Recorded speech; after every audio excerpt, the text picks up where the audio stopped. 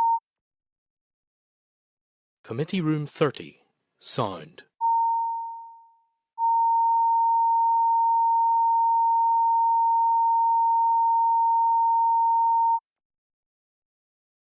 Committee Room 30, sound.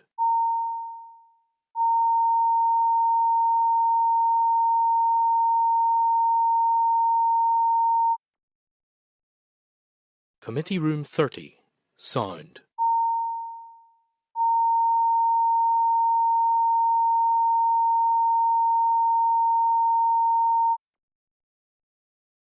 Committee Room 30, sound.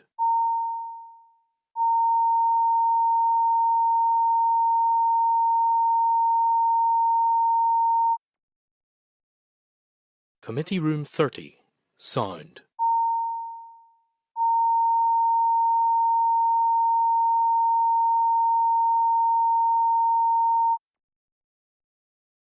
Committee Room 30, sound.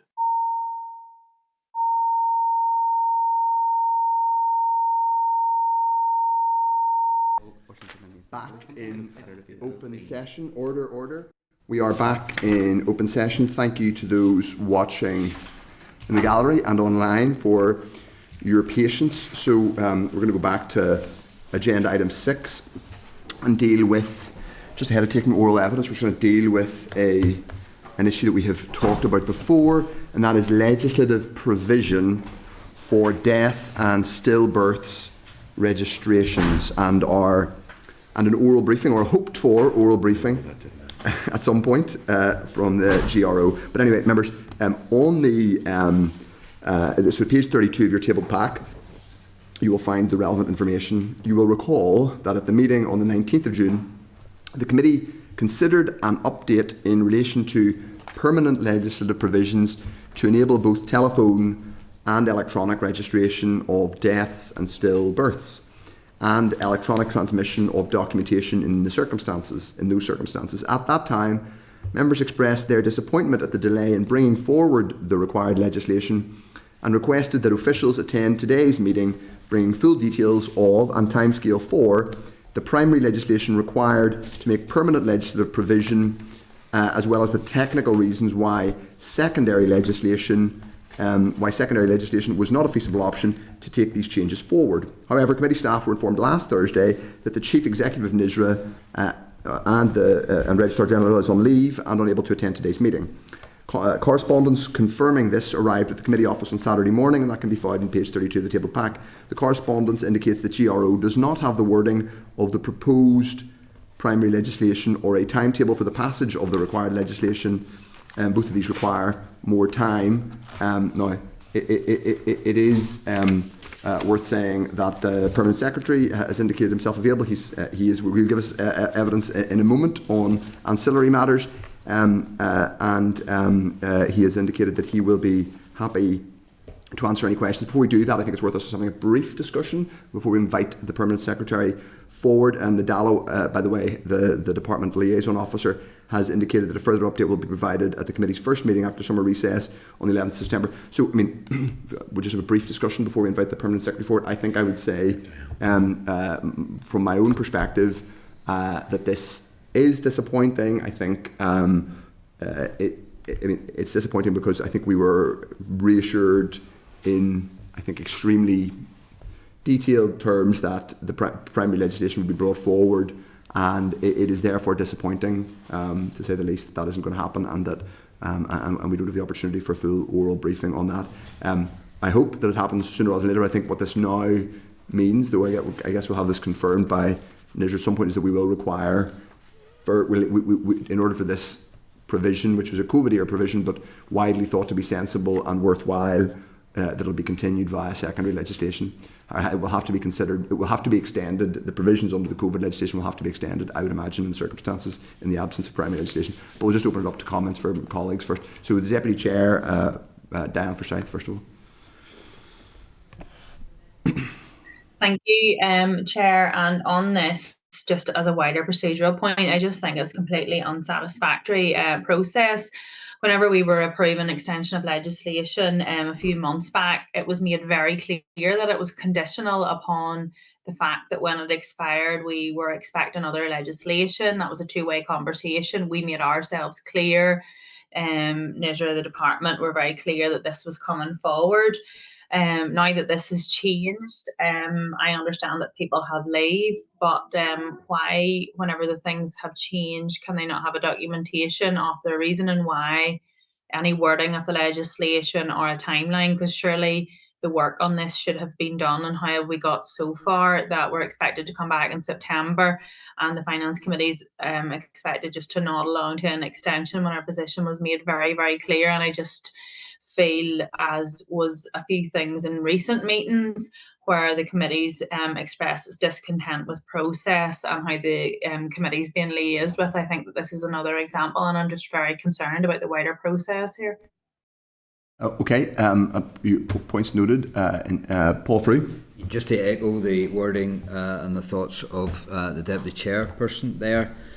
And don't get me wrong, the provision that this legislation brings in is welcomed by all, and we would not want to go back to the old ways. But for me now, this is more than just using the Coronavirus Act, and it's more about it's not just about the provisions anymore. This has been laxed from the start, I believe, and the department stance, Nisra, GRO stance, whatever hat a particular person wears at any given time, I think they have treated this with less urgency because of the provisions. But for me, the issue is around the capacity in the department to actually produce suitable, well-advised law. And that scares me. And I think this could well be a canary in a cage scenario for this committee with regards to going forward and bringing in legislative change. Philip Wales told us on the Wednesday the 13th of March, that the department had granted approval in January of this year to make these provisions permanent. That was refreshed with the arrival of the Minister. Work would commence shortly on the two pieces of secondary legislation to amend the Electronic Communications Act 2001 and the Civil Registration Regulations 2012. So the work commenced shortly after the 13th of March. We are now at the 3rd of July. We were only told on the 19th of June that there was an issue, and that was after this committee had sought assurance upon assurance as to how this was proceeding. And we weren't getting the information until the 19th of June, where it was basically slam dunked on us that we wouldn't be able to proceed with secondary legislation. Now, if those stat SL1s had been worded, and surely they had to be worded in order to get advice of the OLC and everything else that goes around that, where is that wording? So that we can read that wording alongside the two bills that they propose to amend, the Civil Registration Regulations Northern Ireland 2012 and the Births and Deaths Registration Northern Ireland Order 1976. I can see those two pieces of legislation in front of me. I can look them up. I can read every clause. Why can this committee not be afforded the wording and the work that had been conducted by the GRO, so that we can see for ourselves what actually went wrong? And why can we not get the advice? The initial advice to say that we can proceed down this route, and then the secondary advice of last month where it says, no, sorry, actually we can't proceed down this route. This smacks to me of a lack of capacity as to what the departments are actually doing in legislative change, and it scares me. And I think we might have got off light here by the fact that we've caught this on in an early stage of our term, because imagine if this law or this legislation was a pathway to another provision that had massive unintended consequences for the population out there. So I think this raises a mountain of questions. I understand that Philip Wales is away on holidays, he's away on leave. not a thing about that. But is there nobody else from the GRO? Nisra, I'm not too sure of the connections and the overflows there. Nobody else could come to this committee? Chair, just if I can, Yeah. we did ask for an official, and we did have an official put forward. That official would not have been in a position to answer any questions. Therefore, the Permanent Secretary made himself available instead. I suppose Just the to buck clarify. stops with the Permanent Secretary, of That was course. the But intention. what that basically says to me is that the GRO, Flat Wheels, is the only person in that organisation in the position to answer our questions at a high level. That worries me also. So I am really worried as to how we proceed here. But if there are written down SL1s somewhere, how then is it so difficult to produce written words for a primary piece of legislation that will be something similar to the wording used in the statutory legislation piece? Okay. It just appalls me that we're in this position so early on. Thank you. Okay, thank you. I think we want Deirdre Hardy also. So it'd just be good to hear from the Permanent Secretary who has made himself available. I mean, I'm a bit more relaxed about this, notwithstanding, yes, it would have been good to put it on a more firmer legislative footing. But I think, as has been said, I mean, people understand the provisions and why they're in, albeit it was done through the Coronavirus Act. They are good provisions, and I don't think anybody's saying that they want to roll back from that. We obviously, yes, want to get it on a firmer footing. We've obviously been back from the Assembly being down, and in that does present challenges, and we know there's resourcing challenges across the civil service. We had the head of the civil service in last week in terms of plans, and there are budgetary and resourcing issues across the board. We can see that from the most recent budget. So I'd be keen just to get, if we can get the update from Neil, and obviously that we do put it on the agenda then into the autumn period. Do you know that this is part of the legislative programme going forward? And I suppose the important thing, whatever path that takes, you know, that it will be part of the programme of work within this mandate. We do have a constraint mandate, and that in itself, like the last mandate, is going to present challenges in terms of the legislative programme, and it's not unique to this committee. So we shouldn't kid ourselves, you know, that it is, and just to deal with it. But it would be keen just to then hear an official response. Also, I think that would be useful, and then to pick it up, as I say, as the programme of work in September. Okay. Owen Tennis wants to come. Yeah, just Chair, to place my view on record as well. I mean, obviously it would have been optimal to have the briefing today, but I'm fairly relaxed about this issue as well. What's important to me is not the vehicle by which the provisions are delivered, but that the provisions continue to be there and can be availed of by those people who need to. And given, I guess, the competing time in the Assembly and the competing resources in the department, and the fact that we want to see things like the Fiscal Council placed on a statutory footing, the fact that we want to see progress on marriage and no-fault divorce and other things, to me they're a bigger priority than this particular issue. So I'm fairly relaxed about it. Would have been good to have the briefing today, but I'm not particularly concerned. Okay, well, I think we've all put our views on the record in that regard, and obviously we can ask the Permanent Secretary, who is we'll invite to come forward now if he's willing. We will close up this particular item, and we are obviously, the clerk is going to arrange for us to have a further, more detailed briefing on this, and obviously from the GRO themselves in September. We're seeking for that at the first meeting. Okay. We need to Now, get confirmation.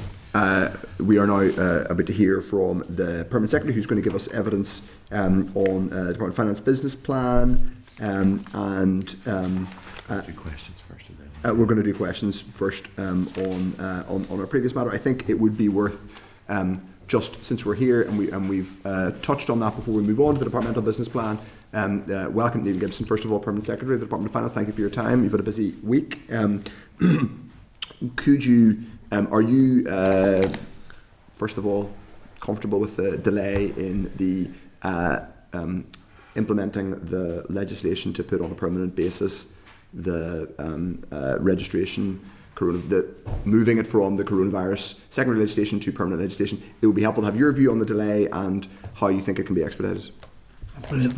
Excuse me. Thank you, Chair, and thank you, members, for the opportunity to be here. I should say, as the clerk has mentioned, Aoife Rooney, our new Deputy Registrar, is just in post, so she had and did want to be here actually, but I didn't feel that was appropriate given her first week in the job until she was fully read in. We're not that bad. I thought that would be a gift to await her later in the year. So, and she's very willing and looking forward to engaging fully. As members have outlined, I wouldn't say comfortable would be the right word. This was never our intention, and when in all briefings been provided in good faith, in the hope that it would be possible to do via secondary legislation. Only when that drafting was provided for OLC scrutiny did it then become apparent that they felt it wouldn't on balance be possible to do it via that route. We then informed as quickly as we could about that information, and we've moved at pace to look at what possible ways we could get that primary legislation done as quickly as we possibly could. Indeed, and very fortuitously, Aoife, who has joined in the new role, has a legal background, comes from DSO, so that's very helpful, and those new drafted regulations are already with OLC. They too have a very busy schedule, so we don't have a commitment at this point to exactly when that can be done. But given the fact that, as members have mentioned, it's relatively, and I know no form of law should be described as straightforward, but though it is relatively well understood what the changes need to be, we hope that it can be a relatively straightforward piece of legislation and maybe be able to be slotted into the agenda somewhere along the way. But the paperwork is over now with OLC. We did also seek further guidance from DSO, who'd originally advised that secondary would be sufficient, and on reflecting on the OLC commentary, they also concurred that it would need primary legislation. We also spoke to the Examiner of Statutory Rules, who provided a informal and without prejudice look, but also concurred that primary legislation should be required. So in our previous briefings, we had very much hoped it would go via the secondary route. You have mentioned, Chair, the possibility of needing a further extension. That would be certainly regrettable and not something that any, myself, colleagues, Minister or anyone would hope for. But I won't commit to that fully yet, just in case there is a legislative window that we can find. But we are moving as swiftly as we can to get them put onto a proper footing. Okay, we'll open to questions. Thank you for that. First of all, Deputy Chair Diane Forsyth. Thank you, Chair, and thank you, Neil, on this. It's just, as you've outlined, just an estimation of the timeline and just making sure that the Finance Committee are kept in the loop on that. Do you think we will see this side of Christmas? I would be hopeful. I mean, we can never, and I know talking to OLC colleagues just how busy their work programme is, indeed, as members have mentioned, some other bills on from our department as well. But certainly that would be our hope in the drafting of it. It's not the most complex or extensive piece of legislation, so we're certainly hopeful. But by the time you get your later brief, and if we have any news in between, we'll of course make the committee aware. But we're certainly standing ready as soon as they can fit that in for us. Great, thank you. Okay, next is Paul Frew. Thank you, Neil. You'll have sensed my frustration on this, and honestly, it's not about the existing vehicle of Coronavirus Act, although you'll know my stance on that stuff, and it's not about the provision. It's absolutely not about the provision. I think we all would support that provision being made permanent as quickly as possible, and we wouldn't want to go back in reverse with regards to that, because it's such a sincere and important issue and sensitive issue for people. For me, it's the issue around legislative process in this department and probably every other department. And for me, this really is a canary in the cave scenario where we've maybe caught some quite early. It might be capacity, it might be something else. General approval was granted in January of this year to proceed in this manner, to make this provision permanent. So that decision was made within the department to make this provision permanent. We hear time after time from permanent secretaries and ministers that parliamentary term is very short when it comes to legislation, and this one's even shorter, of course, given the political environment of 3 years, 3.5 years.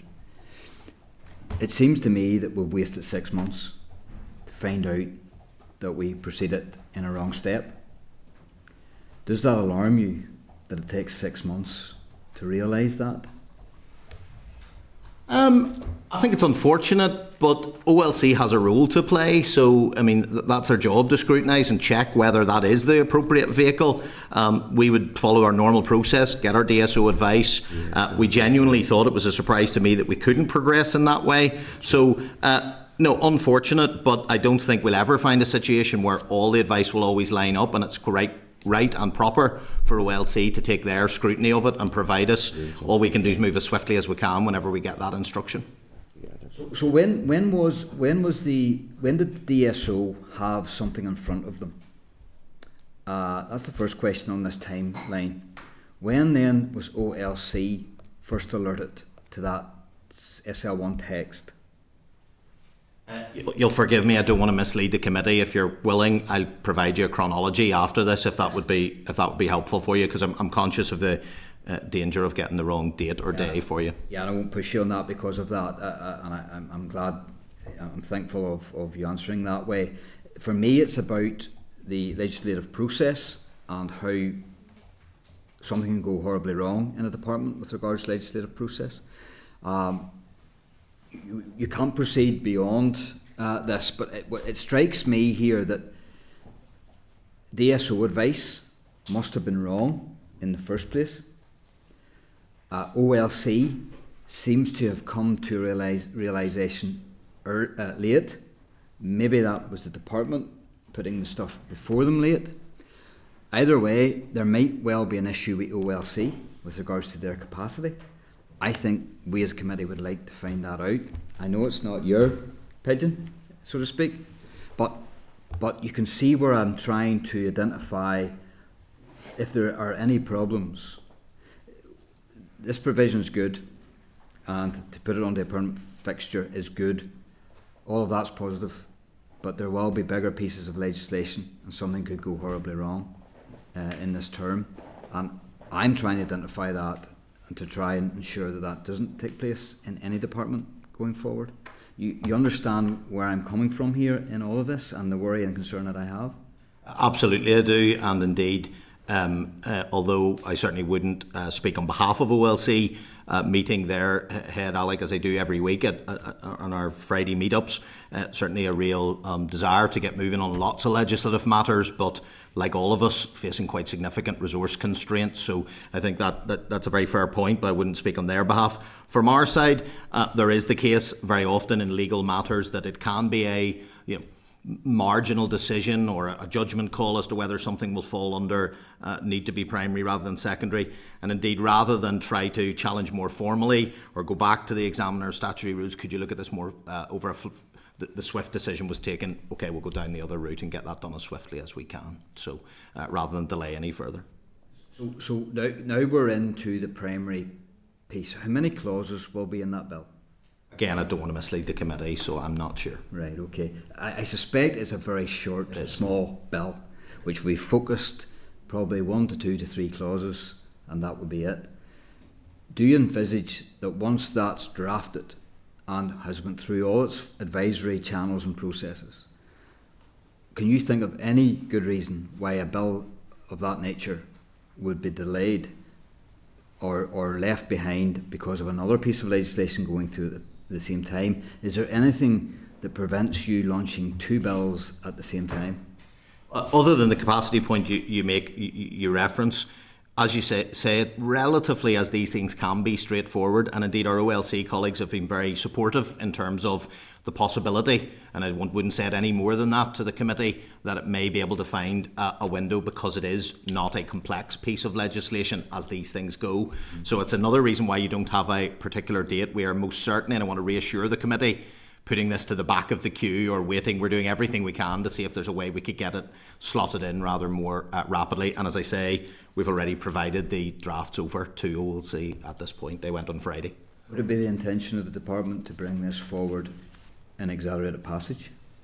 Again, I'm not sure. It would be our intent probably to try and get through as quickly as we can. I don't want to make a formal commitment to that, but certainly given the relatively straightforward and almost, in fact, universal endorsement for it, yes, that would be intention.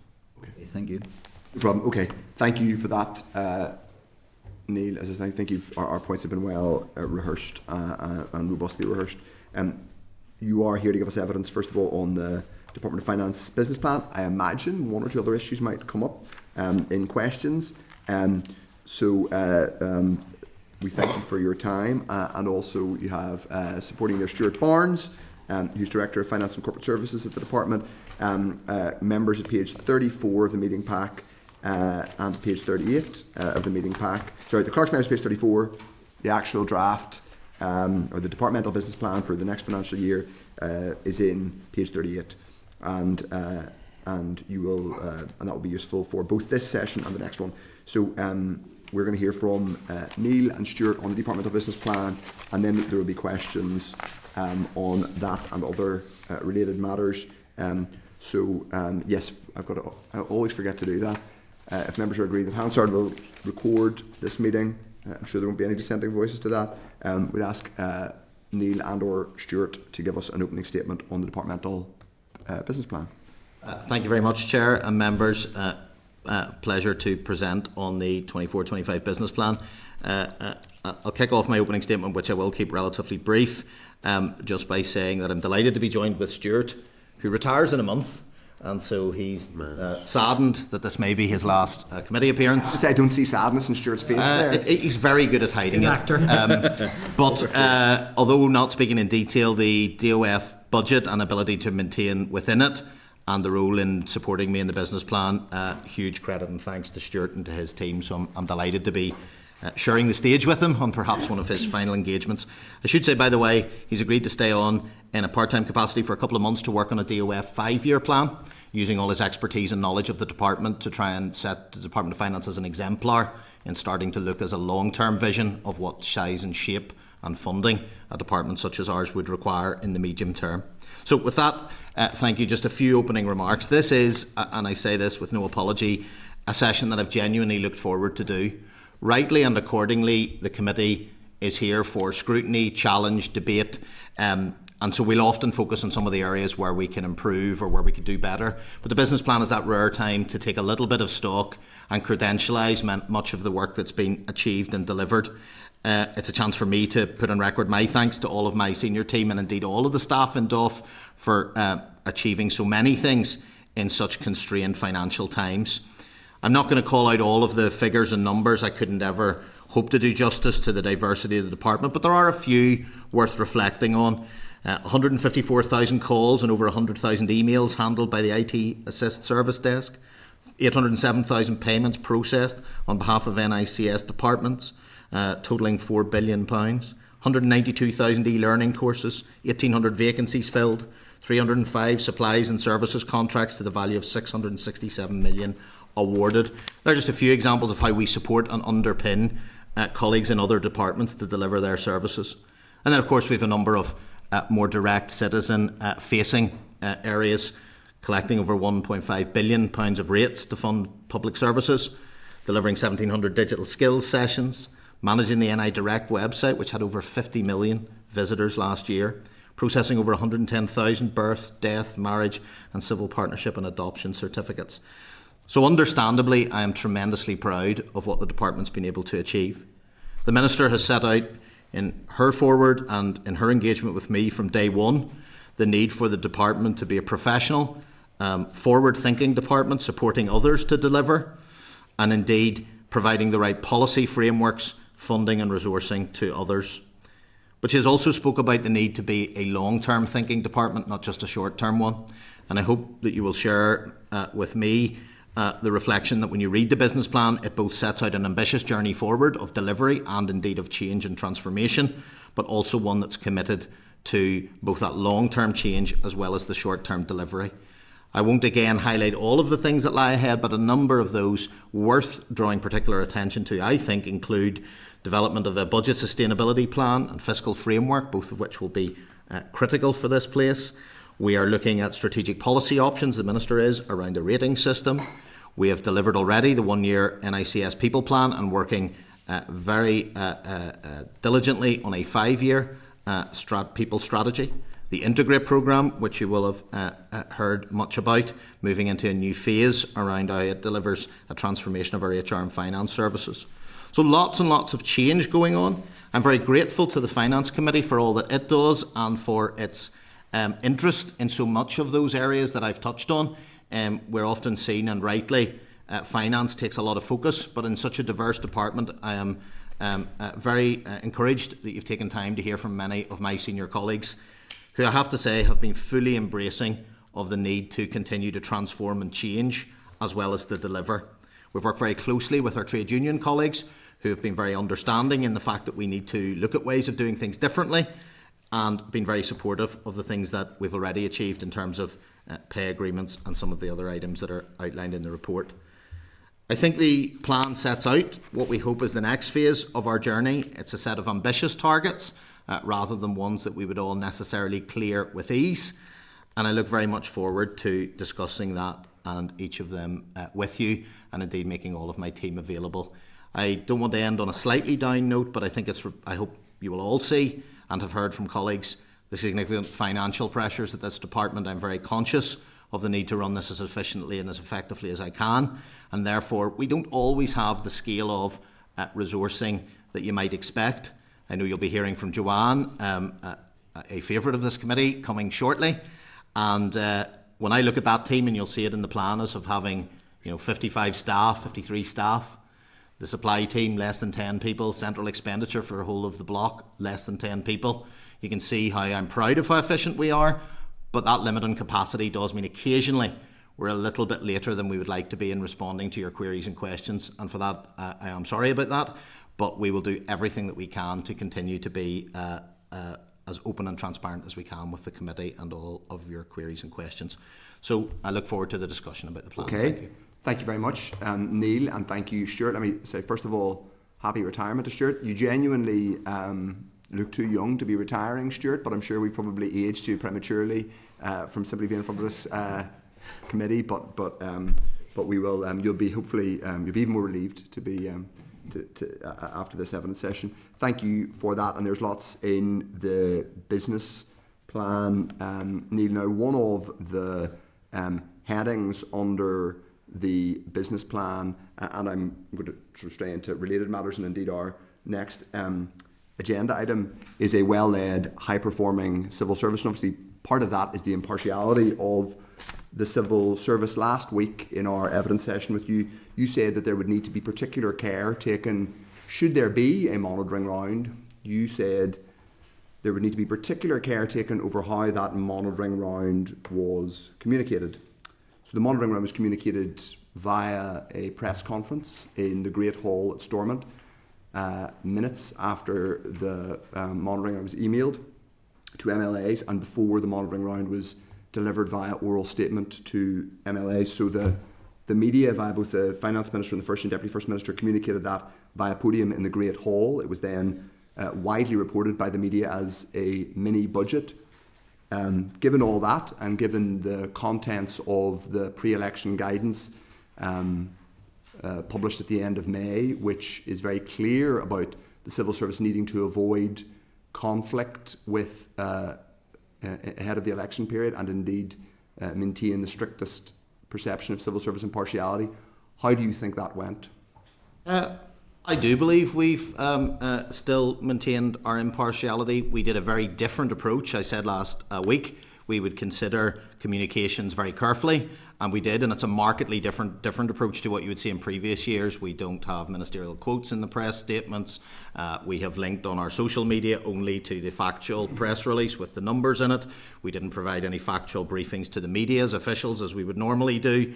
But as outlined last week, Minister had set out her, and indeed a position I'm very comfortable with, that the urgency of June monitoring was primary, and therefore it should be done at the earliest opportunity. So your position is that the official communications materials produced by the department, so material that was published on your website, press releases, oral briefings, etc., were lower key, so you have no responsibility whatsoever for the fact that there was a huge press conference in the Great Hall and that this was widely reported as a mini budget 3 days out from an election campaign. You don't think in any way that that discredits the impartiality of the civil service? Well, firstly, mini budget was not our phrasing.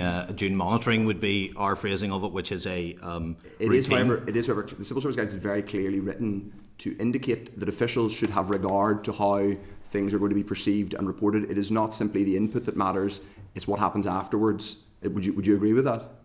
Yes, it's important to material. Yeah, I mean, from my perspective, and I think from the perspective of a lot of people watching, it was frankly quite astounding that a mini budget, as it was called, June monitoring round, could be produced and issued like that, and there be no concern, or apparently no concern, for how that would appear in terms of civil service impartiality. Could I just ask, in relation to the June monitoring round, it does say in the guidance that was published, I'm sure you've read it, it says communication/announcements, and in paragraph 6, I'm sure you've seen it, but it says where a proposed announcement, well, first of all, it says while each case should be considered on its merits, absolutely, it may be necessary to recommend a deferral of an announcement and indeed of any related event until after the election. So that is obviously provided for. But specifically, it says where a proposed announcement would involve consultation with UK government departments, the general presumption is that it should be deferred until a new UK government is in place.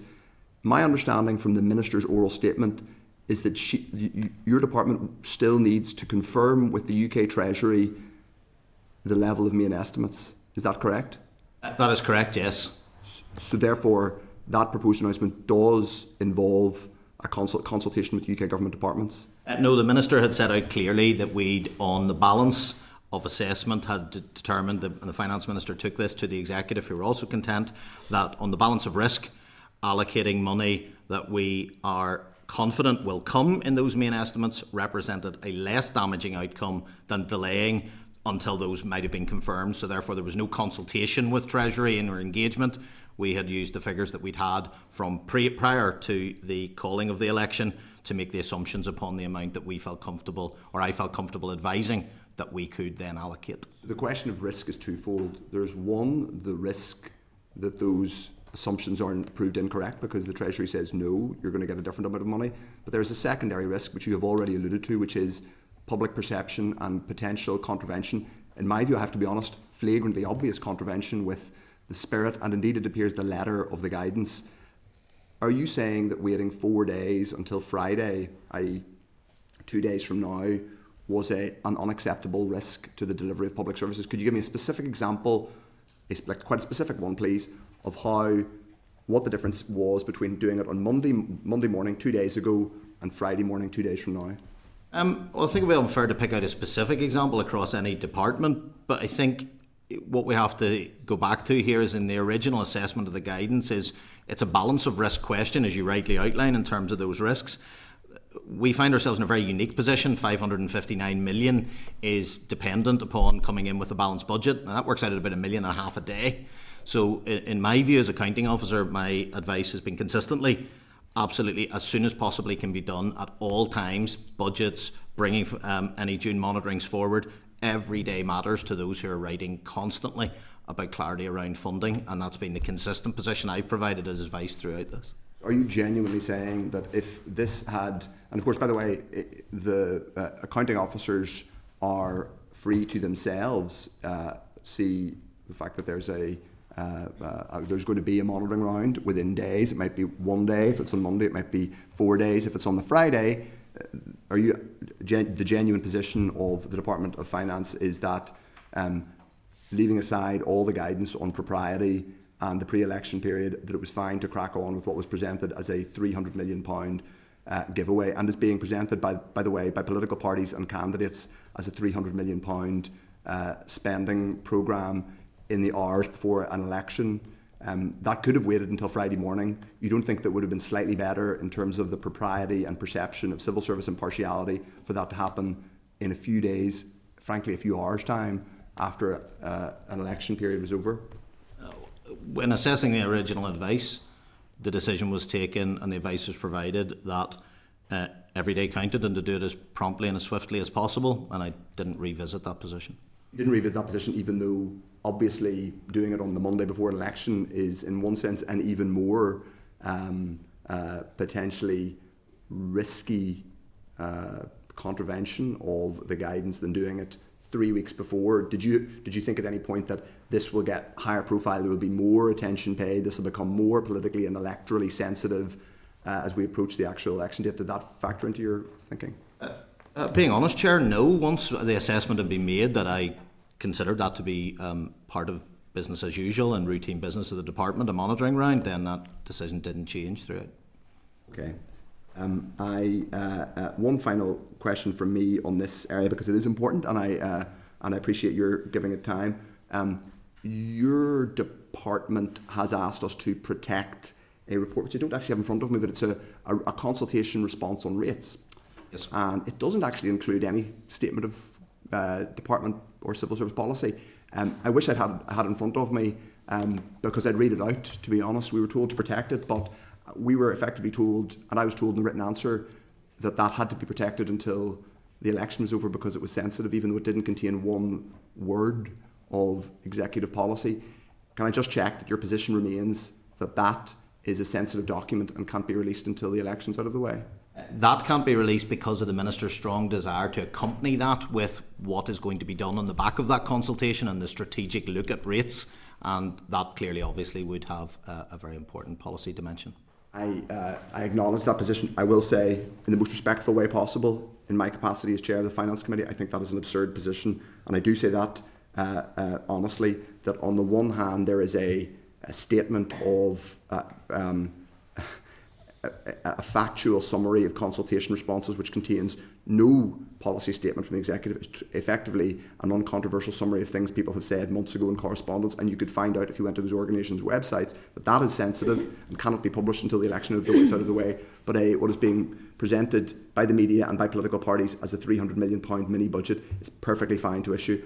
I'm afraid that's an absurd position, but I think I've set my views out fairly clearly on that. I do want to move on to some other issues, and then one quick question from me, not in relation to PERDA, on which I have given my views very robustly, is in relation to your departmental business plan, where you talk about, let me just return to the specific area, you talk about, I think it's point 19 under page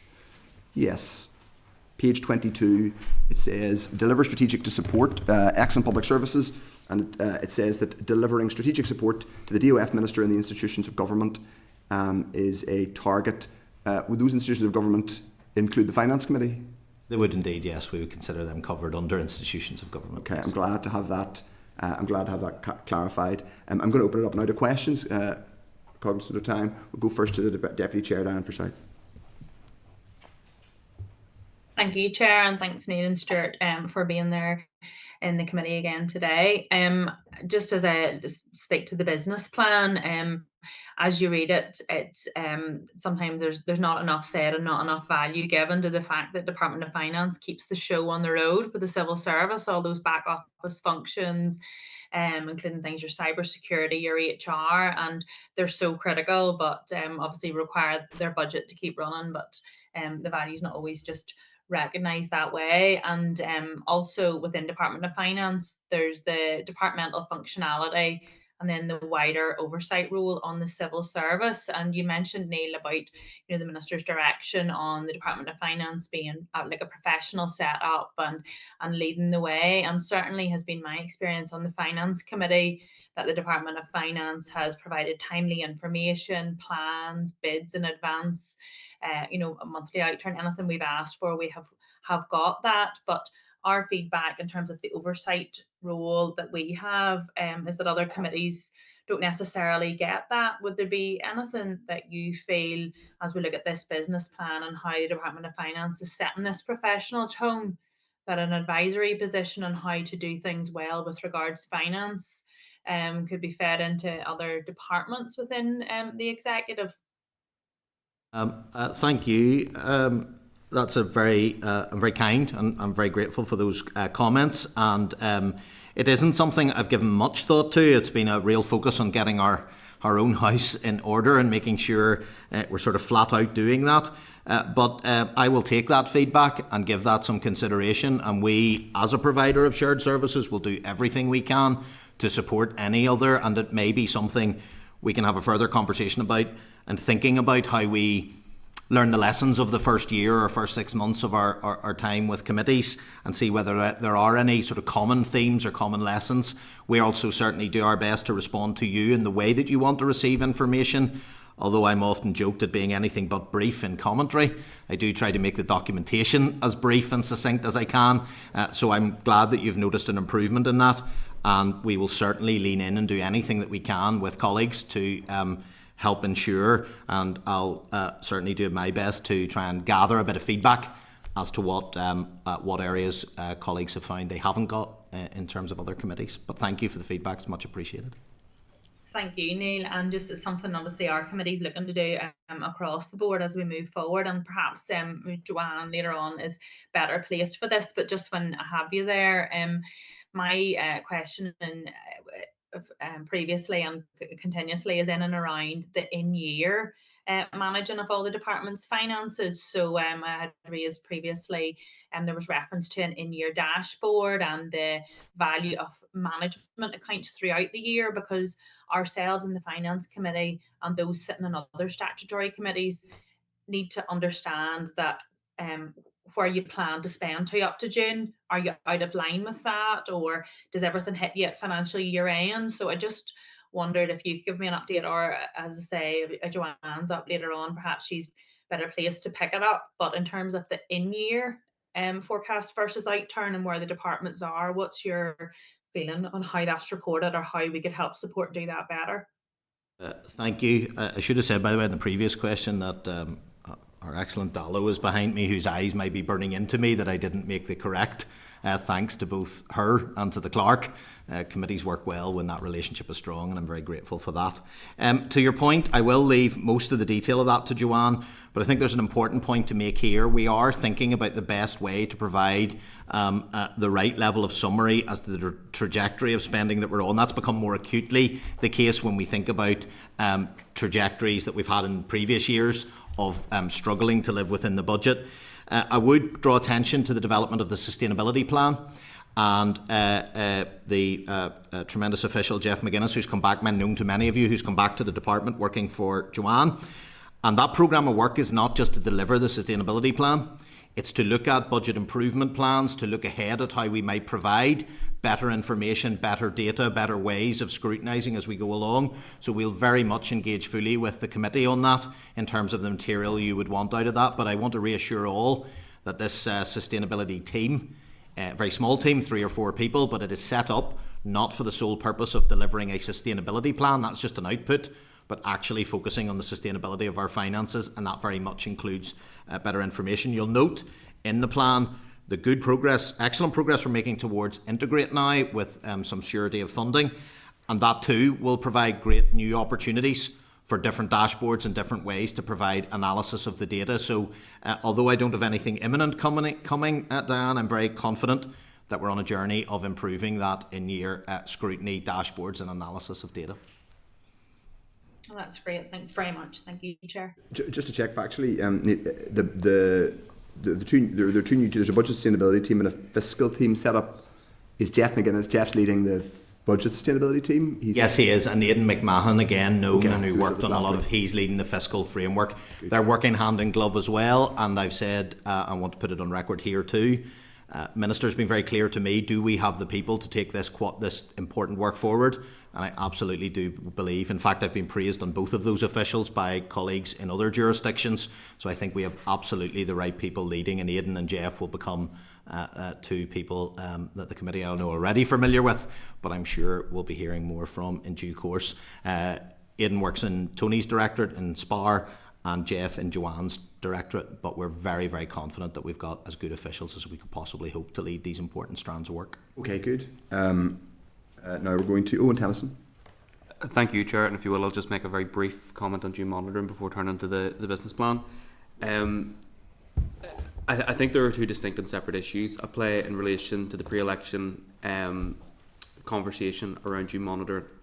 I think it's important to state that due monitoring is routine business. We knew it was going to happen, and it was appropriate that it happened at the earliest opportunity. And I think we have heard already in evidence the steps that the officials took to ensure that civil service impartiality was upheld. There's a separate question in terms of the conduct, I guess, of the Minister, and some of her colleagues, and I think it was inappropriate that the Minister had a press conference before bringing an oral statement to the Assembly, and I think there are legitimate questions to be asked on that front. So I agree with you insofar as that is the case, Chair, but would maybe take a contrary view on some of the issues around officials. And I just thought it was important to place that on the record first. Turning to the business plan, and I note in section 4, one of the objectives is talking about strategic support and leadership, Neil, across the department in respect of the Climate Change Act. And I guess my question is, do you think that there's maybe space for more ambition? Instead of just talking about the department itself, and I know it is the departmental business plan, but even in the sort of more strategic 5-year plan or in the programme for government, is there a role for the Department of Finance to have a strategic leadership role in terms of compliance with our net zero commitments across the executive, particularly that given in the budget process and in monitoring rounds and so on, we can actually incentivise other departments to take action by including some climate criteria in the assessment? I think that's a very good and quite profound question. If you think about it, we're working very closely with colleagues in DERA and making sure that as we think inwardly about our department, that we're doing all that we can, be it around our estate or our policies and frameworks. But the thinking to this point has been that when a programme for government is in place and when it sets out its priorities, then we can look to how, if possible, that can have a closer alignment to the budget conversations. But it speaks a little bit back to my previous point about a budget improvement plan that we hope to look at, because this brings a whole new lens and dimension to how we might think about things.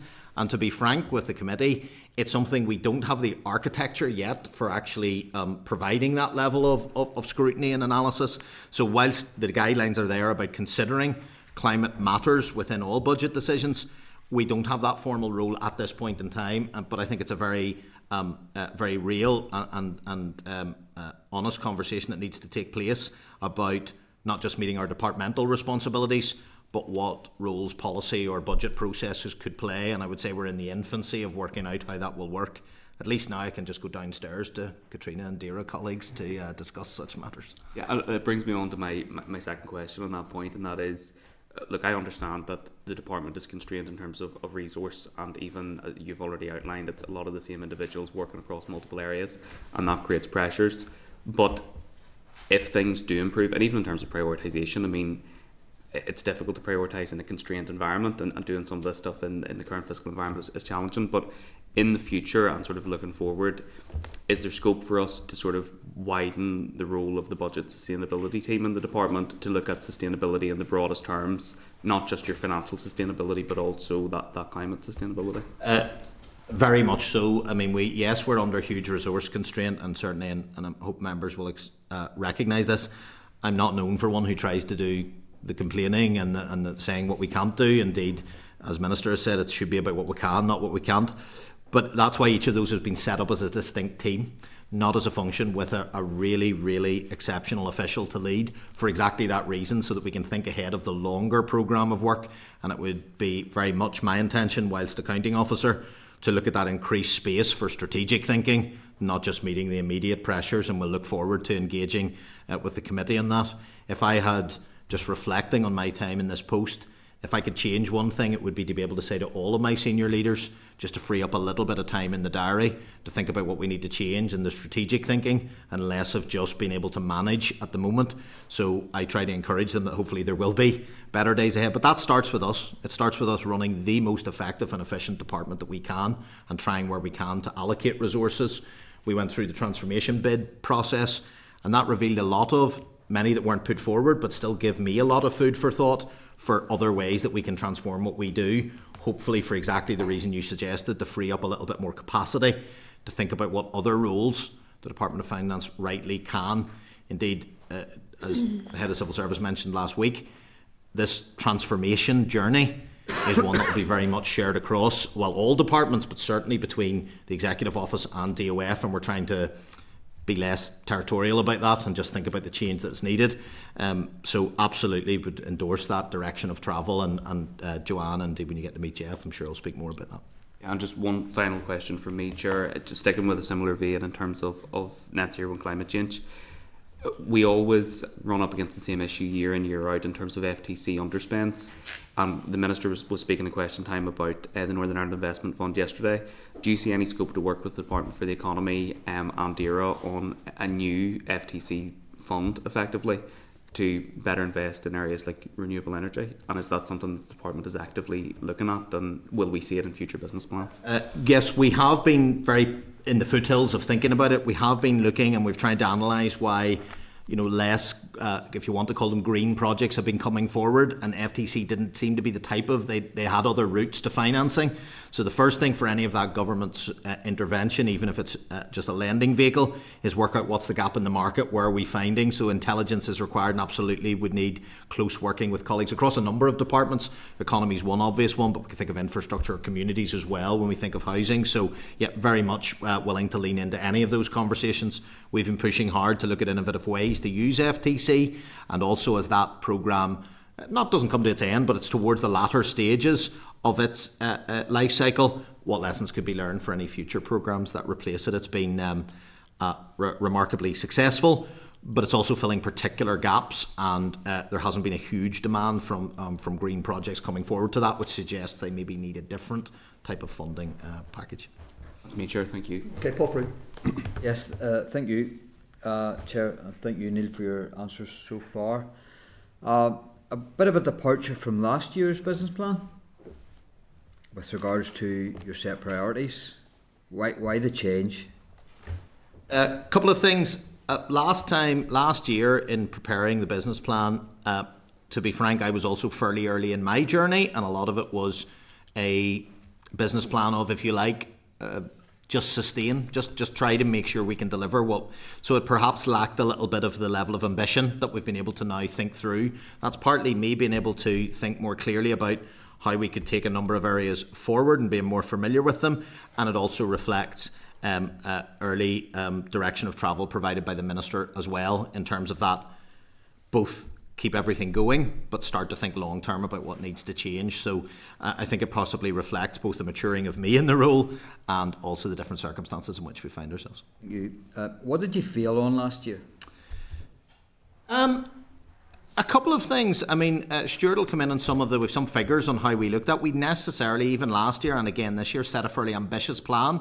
So there are areas that we didn't quite make the deadline, or we didn't find the budget available to do so. Most of those have fallen into this year's plan if we just didn't miss the deadline.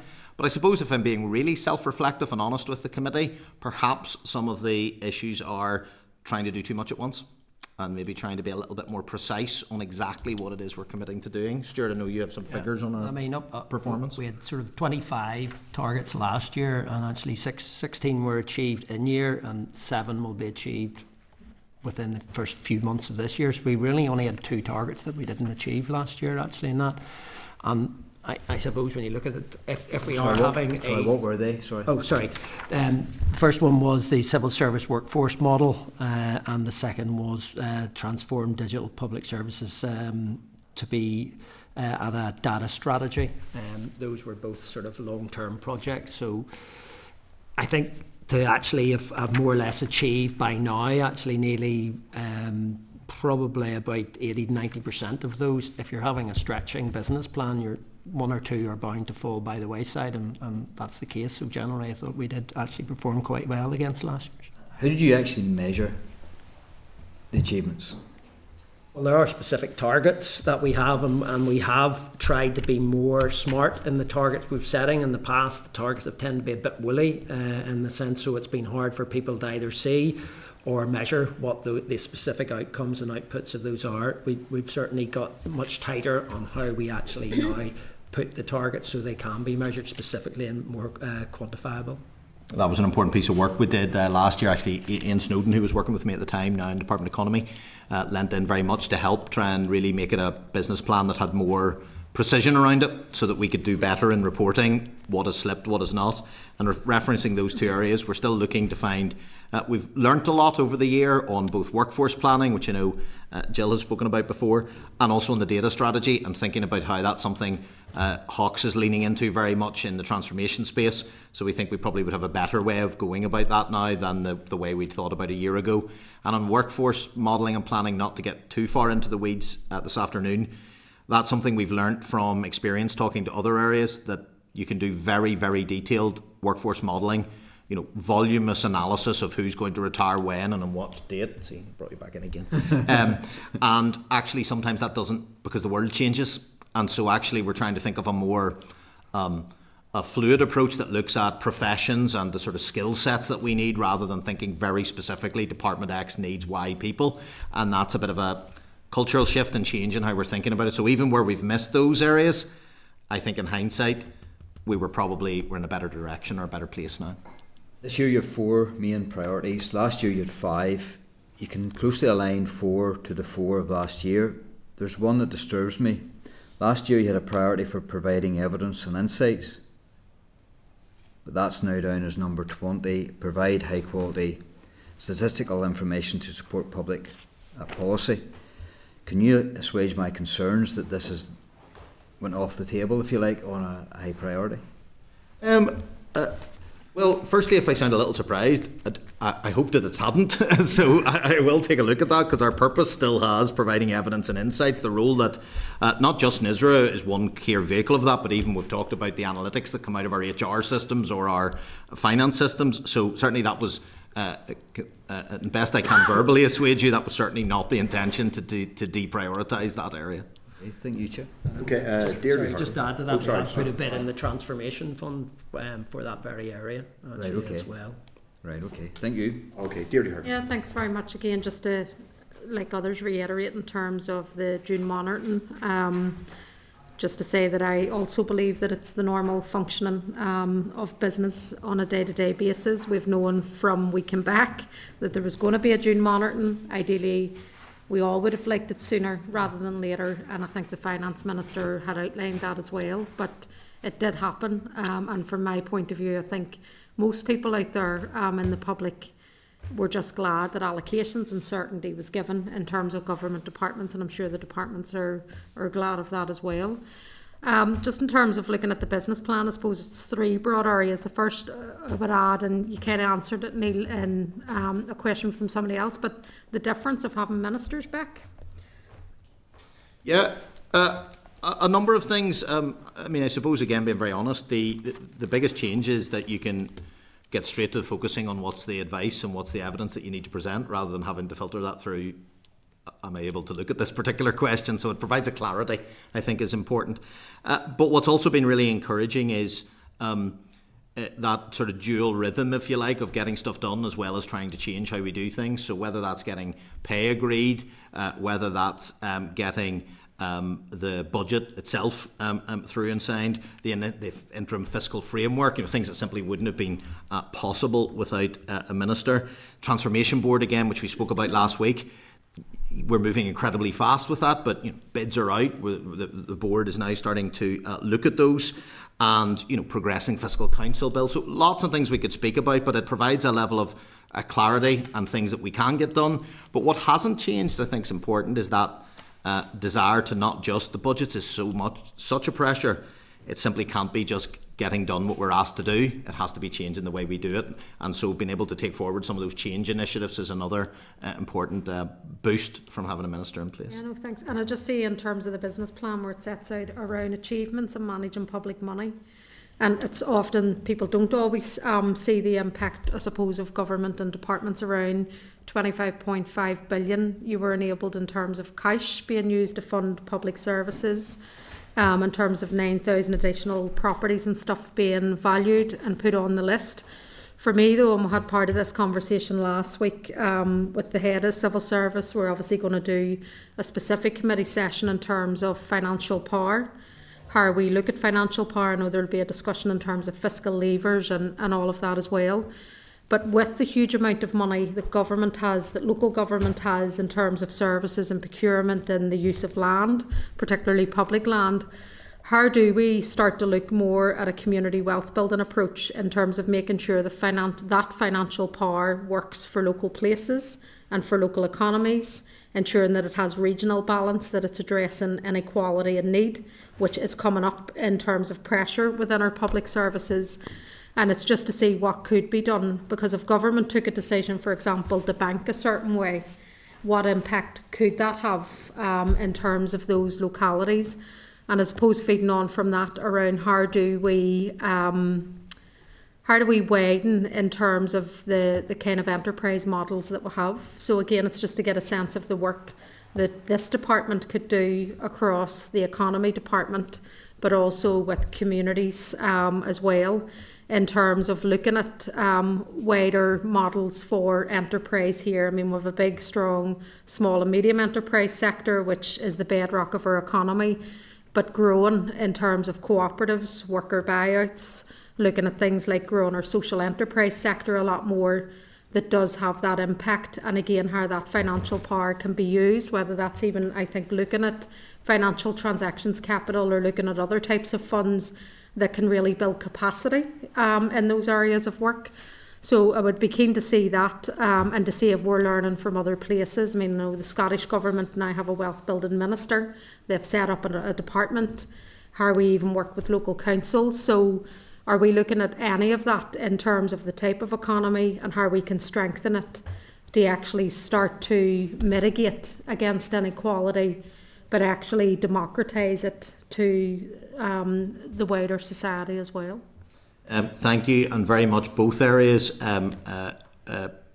points that Minister has raised with me and the senior team, trying to get through such significant financial turmoil and then start to focus on what those bigger policy priorities might be. But I think there are two things I would say to that question. One, you hit on yourself, was mentioning other departments. It's genuinely and truly cross-cutting matters. And the Minister has been encouraging me and all of my officials to continue full and frank engagement with all other no boundaries in getting the right advice is the message that I get provided. And we've had very fruitful conversations around community wealth building with colleagues in Department of Communities and Minister there. We're also looking, as I mentioned, about the budget improvement programme and thinking about how we engage with the different groups who look and think about how we might do more with our budget process. But you also hit on some of the other areas. We are a huge purchaser of services. We're a huge employer of people, the biggest employers, and we should be an exemplar in that. So one of the things Minister's been very clear to me and to my officials team is how do we set the example in how we look at apprenticeships, look at the work, job start work that we do to bring people into civil service as a career option. So we both have to think about what we can do with the decisions we do externally, but also be that exemplar internally about how we use our own resources and how we support and look after the workforce that we have. So I think there are lots of areas to take forward and to consider. We're looking at, and you've heard from Sharon previously, about the new procurement regulations and what changes they might provide and bring in terms of how we can modernise that side of the house as well. And we're also trying to make sure we continue, and certainly I have lots of official engagement with our local council partners as well, because it will be truly most of the issues you talked about absolutely cross-cutting in their nature. Would that include things looking at, because I know we raised it before when the Kiva was in front of us, but just around more needs-based budgeting, participatory budgeting. So as you say, this department kind of showing that leadership piece across, I suppose, central government, but also local government as well, and broader out within the wider kind of community and economy also. And the issue of staff, it was going to be one of my other bits around supporting staff. I can see in the programme as well, there's huge numbers going to some of the likes of the WELL programme, over 10,000 people participating, the 30 online programmes, over 14,000. So there's definitely an interest in, I suppose, different ways of working, but also looking at the inclusion piece in terms of disability, class, gender. What more can be done then in terms of supporting staff, recognising that there are challenges around budgets and just the pressure of the demand of work. What can be done and what are you looking to do over the next period? Well, glad you mentioned it, because obviously staff is our core asset, really. You know, people often think of finance, but it's ultimately nothing can be done without our people. We've had tremendous. I've often talked about, and many have said, you know, about being a learning organisation, but you have to be a listening one too. So you have to hear what your staff are telling you, and we're really trying to continually improve the listening to our staff and see what matters to them. A small example is we did a survey recently about bereavement and what services perhaps we could provide. And we had over 2,000 responses to that. So more than 1 in 10 of our staff wanted to give us their thoughts on that. So we know we're on the right issue, and we're working at pace now to think about how to support them. Demand is going up, I have to be honest. Demand is going up for our support services. Now that's encouraging that people feel open and feel that they're providing a service to them, but it also speaks to something that we should have real concern about, which is growing levels of absenteeism for or being unable to attend due to mental health issues. We're seeing a lot more worrying statistics on that side. So there's a lot more to do. I'm very proud of the work that we do to support our people, but there's more that we could do. And as you rightly allude to, and hopefully again that'll be part of our budget improvement plan, is what way we make effective. I think for me, again, being very honest, the greatest challenge is to get beyond what we're less comfortable with and how it operates today and how something better could work in the future. It's always easier to say what we would be uncomfortable with budget allocations or process. What would truly work but also be manageable. So we have very close relations with colleagues, Scotland, Wales and the Republic of Ireland, to see where we can learn from others and what processes they've been taking forward, maybe second mover advantage, and seeing what they've learnt from their process that maybe could be helpful to us. And we will come back and discuss the budget improvement plan more fully when we get past the budget sustainability plan, which is the first priority of that 3-person team. Just my last question, sorry, it is around, I suppose, that transition, and I suppose just with the change in technology overall, you can see again in the business plan in terms of just the numbers coming to NI Direct, both in calls, but then a large number in terms of text messages and online. So just the whole issue around automation, artificial intelligence, kind of future thinking. I mean, we're a centre of excellence in Belfast around cybersecurity, and all of that. City deals are going to be a key element. But just for government, in terms of how we do business, making it easier for people on the one hand in terms of the inclusion piece, but then also obviously fighting off against fraud and things like that from happening, and attacks. Just are they areas of focus then over the next period for the department going forward? Very much so. When we think of digital change, it can be both inspiring and terrifying depending on who you speak to. So it's a journey you have to tread carefully on. We're not as well resourced as many private sector organisations, but we've good partnership arrangements there too. And there are, the good news is people do want to do business with government, so we can tap into that, as you mentioned, local cyber expertise. I've done a lot to try and improve relationships with many of those suppliers to make sure that we are a customer that they want to do business with. But I think an important dimension of the digital future is thinking carefully about the potential it offers, but also how we take our staff on that journey with us. So how do we set out as best as we can what type of skill sets we'll need in the future and how we'll support and train people towards them, and also how, as we do things in a more automated, AI enhanced way, how we make sure we're able to collect the data of those that potentially are not able to avail of that way of engaging, and therefore we don't create a new inequality by people who are maybe... What's been encouraging, certainly to me, and this is only anecdotal evidence, is when we do those engagements with and digital training, public coming towards that in a more cross-sectional basis than you might expect. So we often have a view that actually doesn't hold up in terms of perhaps elderly people. Actually, with the right support, we're finding the digital journey can be quite exciting for all, but you must tread very carefully and be conscious of who can engage with the new way of delivering the services, and that your staff's able to be trained to provide those services. I think, sorry, just to finish, it's the human rights aspects in terms of who owns the data and how it's kept and how it's used then, in terms of protections for the public as well. So, yeah, sorry. I was just going to say, to add to that, new technologies, there's a further transformation bit is in and around the new app for the public, and developing that to make it more accessible for people to come in and looking how we can better provide that service. Thank you. Okay, thank you very much. Look, thank you. First of all, I want to put on the record again my own, as Chair of the Finance Committee, my own appreciation of the hard work of your departmental officials. I think it is, whatever one's a particular policy view on any given policy or political view. I think the officials of the Department of Finance are well thought of and rightly so, and work very hard. And indeed, all the best to Stuart, who will be pleased to be released from that. I suppose I would gently say, finally, to close this, point out in a sense, my own view is that the very high reputation of departmental officials, and indeed throughout civil service, but particularly officials in your department, are indeed why I think it's really important that we maintain the highest possible standards, and the perception that politicians, and it may often be politicians because candidly we're all the same, if you give us an inch we'll take a mile, that politicians are not allowed, whatever political party, to use resources in a way that potentially could be perceived to compromise the integrity and impartiality of the civil service. I think, particularly in the context of some of the, I'm looking at I won't name the political party, I'm looking at an infographic here which talks about £300 million for public services with an election slogan next to it. I don't think that was the intention of any departmental official to facilitate that, but I hope in future, genuinely, sincerely, there is some reflection on the events of the past week in order to protect and, as it were, defend the very high reputation of the officials. But I think I've made that point, and I do make it sincerely, albeit robustly, because that's my job. But look, thank you both very much. Thank you, Neil. Thank you, Stuart.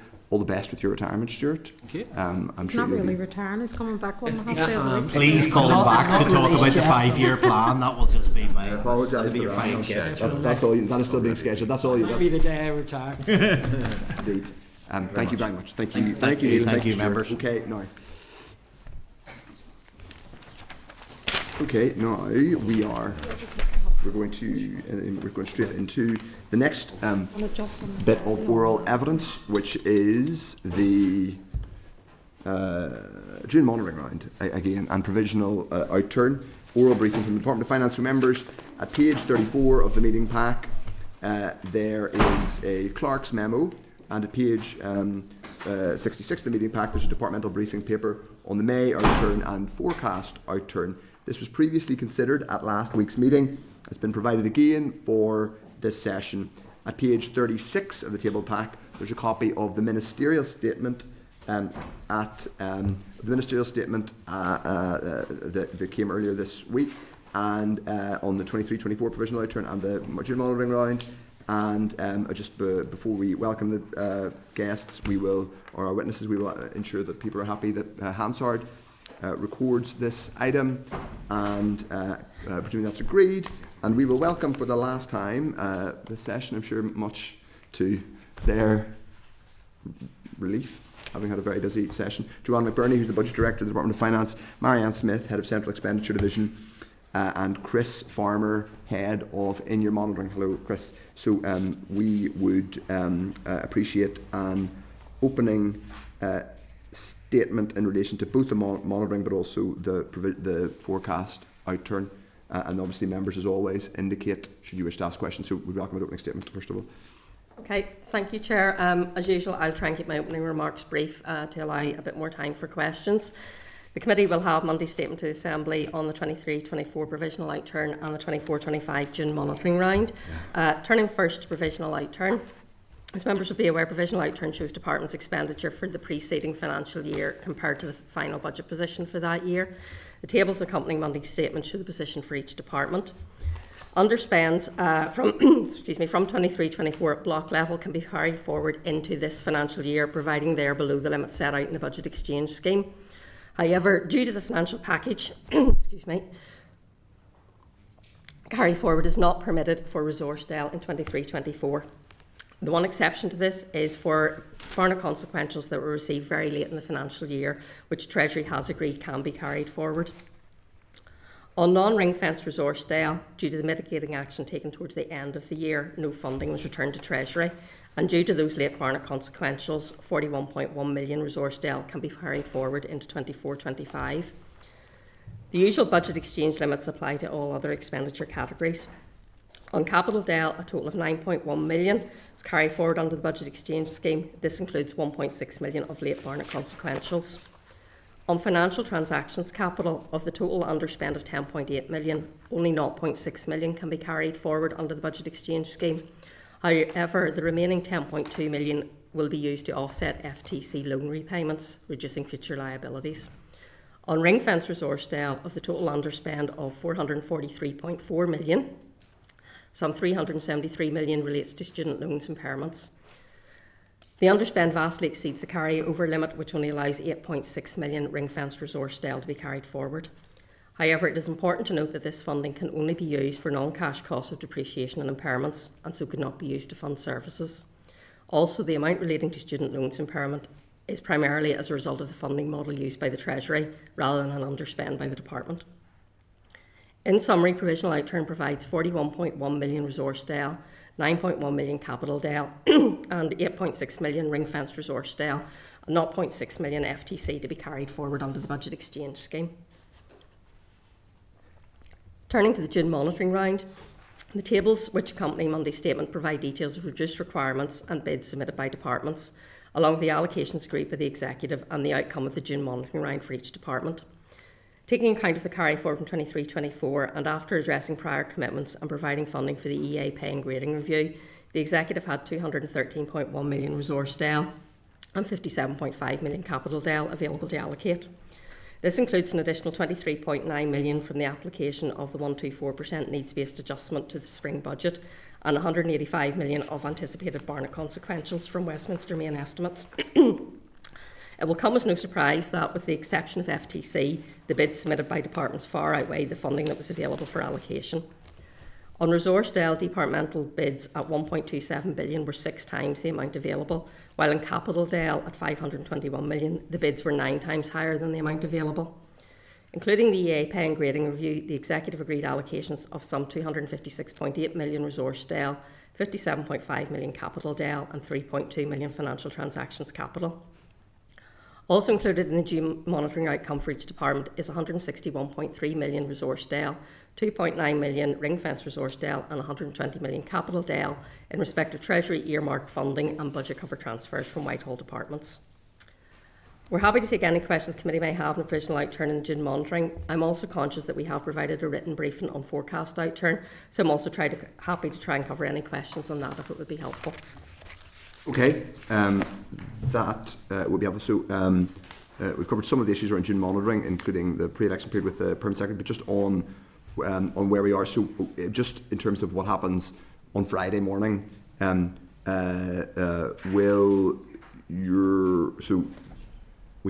the June monitoring round. The next step will be you engaging with the Treasury, or your team engaging with the Treasury, to find out what. I mean, obviously there will be a new. Well, we assume, some of us hope, that there will be a new political team in the Treasury, but at some point, maybe more likely at the beginning of next week rather than this Friday, you will seek out an indication of when they are planning a CSR. Well, we'll obviously be seeking early engagement with the Treasury on when they're planning the next spending review. I don't think we'll get that as early as next week, but we'll certainly be asking for that as early as possible because we'll have to plan our own budget process. What questions do you need them to answer? So what are the outstanding bits that you need them to confirm in terms of this year's budgeting process? In terms of the 24-25? In terms of 24-25, whether it's the in-year process or in general, what outstanding bits of information are you waiting from them? Well, I wouldn't say outstanding bits of information.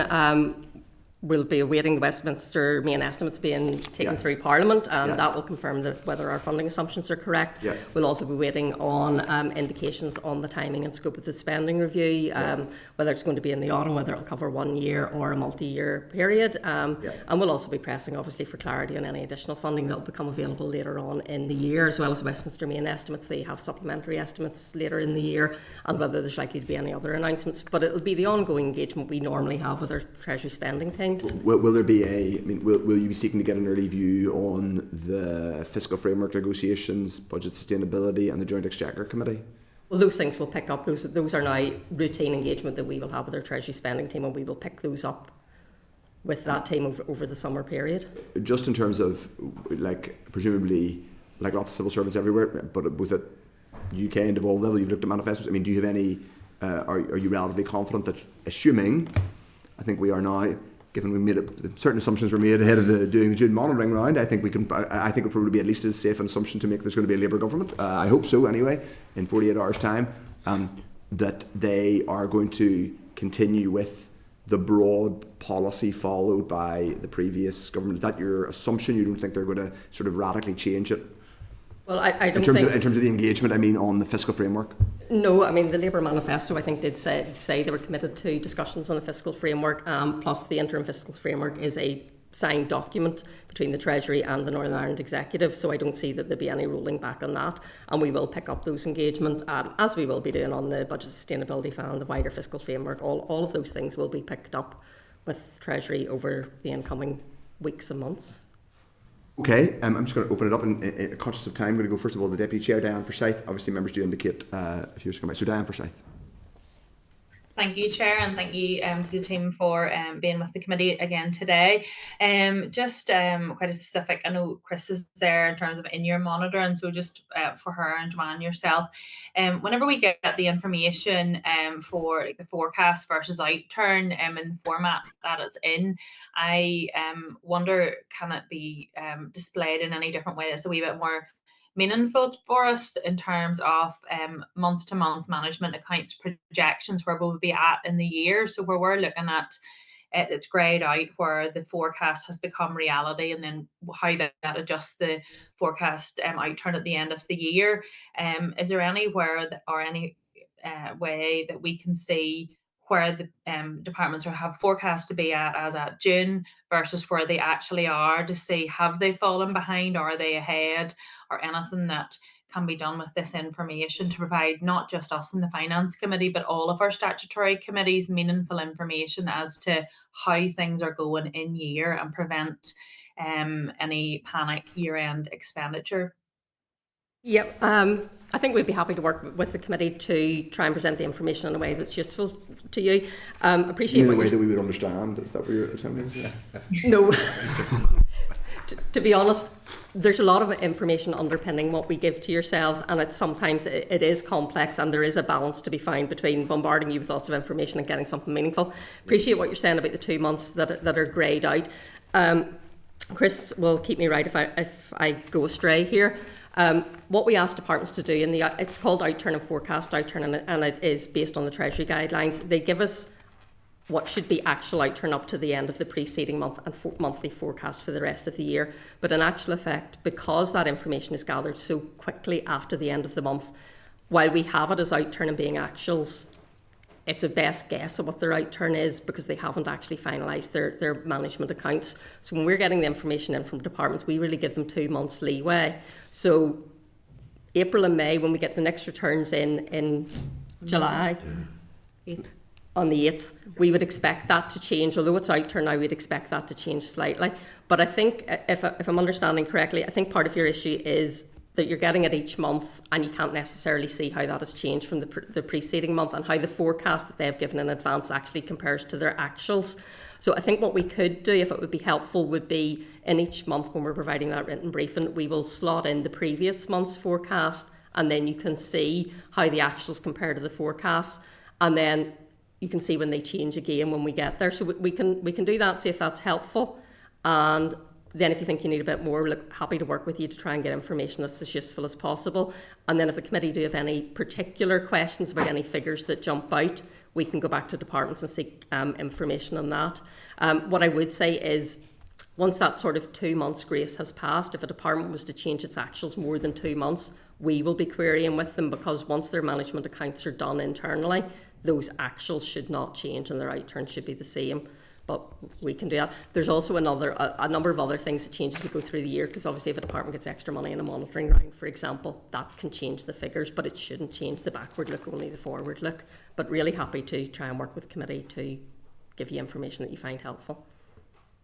No, thanks very much. And it's that well, I obviously come from the background of working as an accountant, so and producing quite detailed monthly management accounts to inform business decisions within industry. So I really appreciate the value that this detail can be given, and it's just if it was able to be given in a way that for over the whole year, if a department has a large amount of money and it's chipping away at it in its management accounts, it's not really becoming apparent to the committee that actually they're spending it too quickly, or they're not spending it quickly enough, because the forecast is that it'll be spent over all the year. But the reality very much is, in some projects, if you don't start spending on it in July, over a 6-month period, that project's not going to be delivered. So it's just, if there's any way, just to shape that in terms of, in order to meet our objectives for this year, here's the timeline that we expect to spend the money on, so we can see very quickly.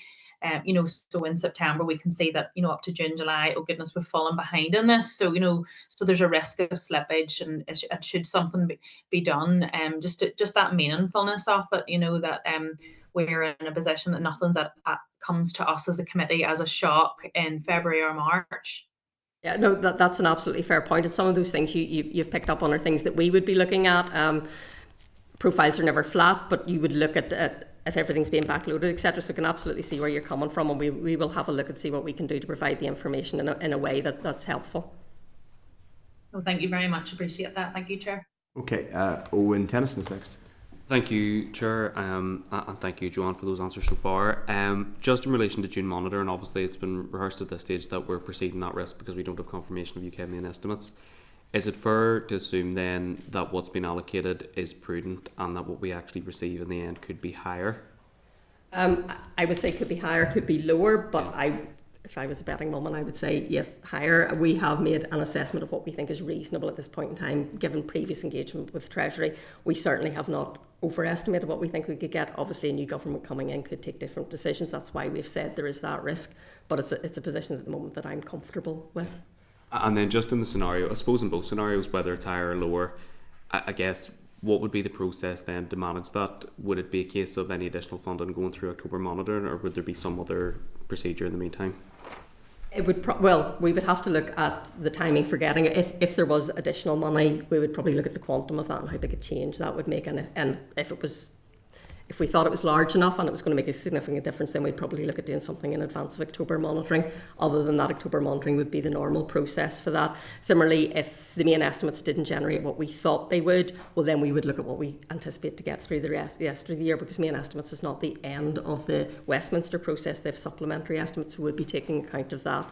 So I suppose it's saying, while with the monitoring round set out, if circumstances dictated doing something different, then we would look at doing something different. We wouldn't just go, no, we can't do anything because we're between a monitoring round. We'd look at what we could do if we had to. Yeah, that's perfect, thank you. And then just in relation to Table J that accompanied the Minister's statement, sets out the departmental capital outcomes, comparing the opening position to the June monitoring position. And the only really significant reduced requirement is 48 million in the Department of Health. I appreciate you may not have this level of detail in front of you, but do we know what that reduced requirement relates to? The Mother and Baby Hospital, or Mother and Children's Hospital, so it's slippage in that project. Okay. Well, that's me. And executive flagship, so earmarked for that purpose. I'm sure Department for Health would say they could use the money elsewhere, but it's earmarked for that specific purpose, so it's handed back. That's perfect. Thank you, Chair. Okay, thank you very much. No further members have indicated that they wish to ask questions. Just a couple of final questions. One is about FTC. So there's been some chatting from myself and Mr. Tennyson about potential use of financial transactions capital. One thing I propose, and I obviously would not suggest that an official would want to make policy or speculate about future policy decisions by a minister, but not to put words in Mr. Tennyson's mouth, he has quite reasonably and possibly persuasively talked about use of FTC for investment, I believe, in green in low carbon transition and Green New Deal type investments. One other potential investment that I've talked about is using some or all of our FTC headroom to, for example, think about an investment that could start to energise the northern part of Belfast city centre, because at the minute it is falling into dereliction either by hook or by crook. I should say, when I say by hook or by crook, that's not a statement about anyone involved, and that it's simply a form of words. It's falling into dereliction, and it is letting down the city and the region. Can I ask? It would be theoretically legally possible for FTC to be used to take, for example, an equity stake in a private sector entity that was involved in a project to regenerate that part of the city. I'm not asking you to endorse it, but that would be theoretically possible. No, you're absolutely right. FTC could be used for loans to your equity investment in private sector bodies. Obviously, has to fulfil the sort of the executives. direction of travel. But yes, and I mean, I can't speak for my minister, but I'm sure she'd be happy to consider any proposals for the use of FTC. While I have said that the money's not lost, it offsets our requirement to repay it, it would be better to use it.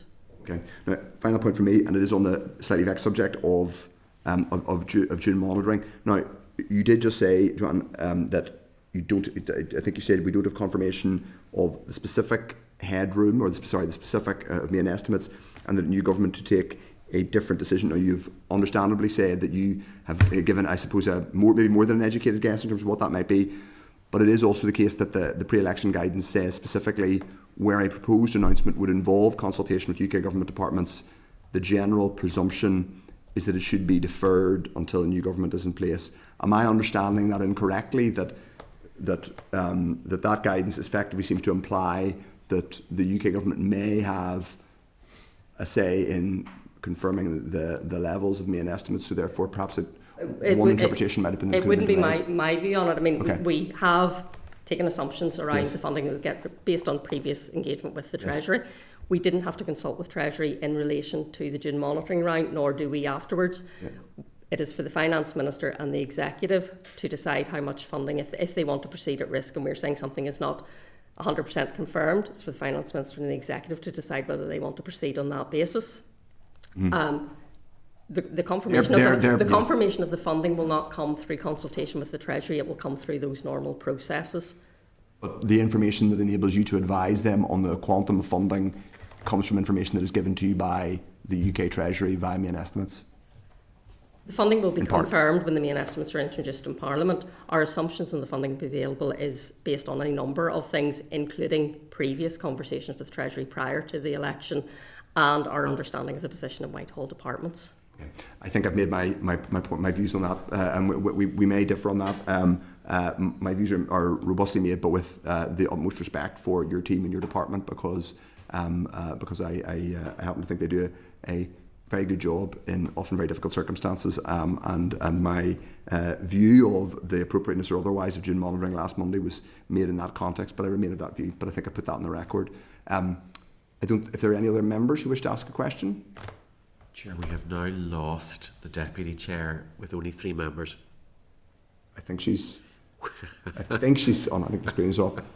In any case, we were about to draw this evidence session to a conclusion. There she is. We are very, as things build towards an election tomorrow and recess, we're in that position in relation to quorum. But look, thank you very much. In relation to the evidence you've given us, I would let me put on the record, notwithstanding my robust remarks in relation to the timing of June monitoring, I hope your teams are able to have a rest over the summer, because I'm aware that the Department of Finance officials have had to work very hard in the context of the restoration of the institutions and lots of other work. So please take those good wishes as they are sincerely held or meant or offered.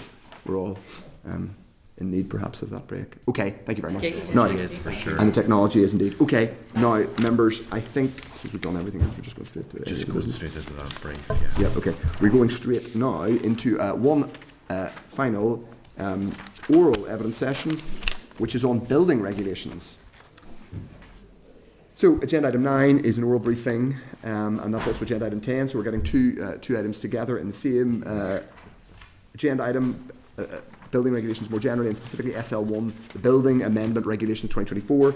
At page 81 of the pack, there is a clerk's briefing note highlighting some pertinent issues which may assist members in consideration of both agenda items. The committee previously requested an oral briefing on building regulations, energy efficiency, post-Grenfell safety measures and disabled access to public buildings. So officials are also attending today to address any questions in relation to that specific proposed statutory rule, which I mentioned earlier on, and that allows the purpose of that statutory rule is to amend the current building regulations to take account of new fire safety proposals. So we welcome to the meeting John Burke, who's head of Building Standards branch of the department, Billy Black, who is Principal Professional Technical Officer, hello, Billy, and Damien Farley, who is Senior Professional Technical Officer at the department. Thank you very much for coming to brief us. We would also hope to ask you some questions about what we understand to be a migration or a part migration of responsibility to the Department of Communities. So if you're able to shed any light on that, that would be helpful. But please do make opening remarks. Okay, thank you, Chair, for the opportunity to brief the committee today. Good afternoon. My name is John Burke and I'm head of the Department's Building Regulations team. Our branch's principal role is to develop and maintain building regulations policy and legislation, and I'm here with Billy Black and Damien Fairley to brief you particularly on our work on fire safety. That is Part E of the building regulations. So we expect that this will be the first in a series of briefings on building regulations develop over this assembly period. And for some general background, we think would be useful in that context, if the committee would find that useful, and with some apologies if you are already familiar. But the building regulations are governed by primary legislation, the Building Regulations Order 1979, with secondary regulations setting requirements under lettered parts from Part A, which is about governing and interpretation, through a number of substantive technical parts up to Part V, glazing. The regulations are largely functional, that is to say they set a requirement for the achievement of a particular performance requirement, such as reasonable or adequate means of escape or an emissions performance. And technical guidance booklets then explain what ought to demonstrate compliance in more common building situations to support the designers and building control enforcers' decision making. The intention of the system is to provide designers with flexibility and support innovation where appropriate, whilst recognising standard approaches. The legislation sets standards only when work is being done to buildings or in certain cases where a material change of use occurs. The regulations do not set fitness standards or otherwise require existing buildings to be brought up to a particular standard if work is not being undertaken, nor do they set requirements for ongoing maintenance to ensure that buildings are operated correctly or safely. These areas are important, but are for other legislation. Changes to our building regulations and supporting technical guidance are generally made in light of developments in England, and we also try to take account of learning from elsewhere and local feedback, most particularly from our Building Regulations Advisory Committee, which has a statutory role to advise the Department when developing new regulations. The Department has no dedicated research capacity and budget, so our approach seeks to learn lessons from research and implementation elsewhere prior to introduction here. Our team has been focused on uplifts to the substantive technical requirements of the building regulations, with a principal focus on Part E, fire safety, and Part F, conservation of fuel and power. A wider review of the regulatory regime is being led by the Department for Communities Residential Building Safety Division. This is considering the UK Government's Comprehensive Building Safety Act of 2022, and DFC's work will set the direction for future potential amendments to procedural requirements and to the order itself. We're taking a phased approach to our developments in technical policy, given the scale and extent of the updates that will ultimately be required. In terms of fire safety, the proposals we have provided to the committee represent a second phase of work in this area, the first having implemented a ban on combustible materials in certain high-rise buildings from April 2022. This second phase looks at sprinklers, provision of handover information, and it updates the supporting technical guidance, including improved provisions for firefighters. The proposals have been developed in close consultation with a technical subcommittee of our Building Regulations Advisory Committee, which included individuals from Fire and Rescue Service and Local Council Building Control. A detailed written briefing, including the current draft departmental response, has been provided on this, and Billy will be happy to go into more detail following me if the committee is content. The next phase, following on from what we are bringing to you today, will look at other areas coming through in England standards, such as whether there is a need for additional stairs in certain higher risk residential buildings, while further work will consolidate the overall position. I can also provide a brief update on our work to the conservation of fuel and power. It's Part F of the building regulations, either now or following our briefing on fire safety. Yep. And I can also advise on the position of the access for people with disabilities. So I'll go ahead with that if that's helpful, okay. Yeah. If you're able to, yeah. Following a Phase 1 uplift in June 2022, the Department carried out a consultation exercise from July to December 2023 on a Phase 2 discussion document reviewing energy efficiency requirements and related areas of building regulations, including Part K ventilation and a new part on overheating risk assessment. As well as setting out long-term considerations, it detailed pre-consultation proposals for a potential next uplift across these parts of the regulations, intended to bring us broadly into line with the position in England and the other administrations. The options discussed will bring significant change for industry, with an increase in the use of heat pumps and renewable generation in new builds, alongside more modest but important improvements in fabric and services standards under subsequent phases. An initial analysis of the consultation responses is ongoing, and liaison with the advisory subcommittee is anticipated to resume shortly, with a view to coming back to the committee with a draft departmental response after the summer recess and prior to publication. The committee also asked for an update on the position on any ongoing work around access for people with disabilities under the building regulations. And last year the department brought forward a change to Part R, which deals with access and use of buildings, which came into operation in April 2023. This requires specialist changing place toilet facilities when large building developments such as large shopping centres or entertainment facilities are being constructed. We are not currently working on bringing forward further amendments on Part R and are continuing to maintain our liaison on contacts with other administrations to ensure that we are kept informed of any developments relevant to the building regulations that might be being considered elsewhere. So with that in mind, and if you're ready, I would pass you to Billy if you want him to briefly outline the technical changes around fire safety. Yes, thank you. That'll be helpful. Thank you. Go ahead, Billy. Thanks. The final proposals for Phase 2 fire safety were developed and agreed with our local Building Regulations Advisory Committee, NIBRAC, following and formed by a 12-week targeted public consultation that ran from the 3rd of July to the 25th of September last year. The final proposals are generally in line with the original consultation proposals, which have been refreshed based on the consultation feedback and the NIBRAC development to make improvements. So the proposed statutory rule will amend the local building regulations to introduce two new regulations to Part E, and associated and additional guidance will be provided in Technical Book E. So a new regulation, fire safety information, will require the provision of fire safety information once building work has been completed. A new regulation 37B, automatic fire suppression systems, will require the provision of a suitable automatic fire suppression system, for example sprinklers, in buildings with a floor more than 11 metres above ground level, which contains one or more flats or purpose-built student accommodation. A suitable automatic fire suppression system will also be required in residential care premises of any height. So residential care premises include residential care homes, nursing homes, children's homes, and residential family centres. These two new regulations are accompanied by some minor consequential changes to update Regulations 8 and 32. Guidance to these two new regulations is provided in Technical Book E, and additionally new and amended guidance is provided for means of escape to increase the smoke alarm coverage to all habitable rooms in all new dwellings, and clarification of alarm coverage expected after certain extension and or alteration work to an existing dwelling. Amendment to the guidance for means of escape in flats to ensure adequate smoke ventilation from the common escape routes of buildings containing flats refers to more up-to-date and current BS, that's British standards.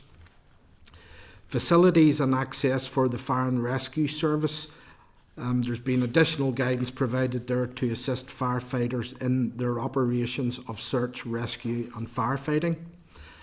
And new requirements for the provision of emergency evacuation alert systems, wayfinding signage and secure information boxes in certain buildings, and those provisions implement the recommendations of the Grenfell Phase 1 inquiry. The Grenfell Phase 2 inquiry is the report isn't due out till we believe September this year, okay. And that may have further recommendations, and we will consider those then in future phases. Chair, this concludes the outline of the proposed changes around fire safety. Okay, excellent. Thank you very much. That was really comprehensive, and I suppose the first question I have as a kind of important one, albeit kind of process driven, is can you explain exactly what's happening in relation to departmental responsibilities? Earlier this year, the Department of Communities took on some responsibilities in order to deliver the defective premises bill, which went through the Assembly yesterday. That I believe it took that specific responsibility from DERA but it had to have some input from DOF. Worth saying, I think there was relatively good working between departments and ministers and officials.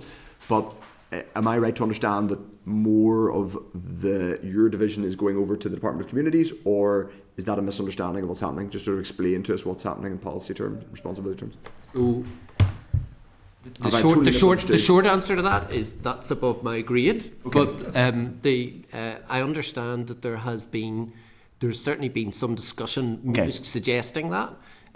But I think that it is something that's still being considered by more senior officials. That's fine. I'm not asking you to kind of spill. It is a totally factual question. So if it hasn't been decided yet, that's fine. Yeah.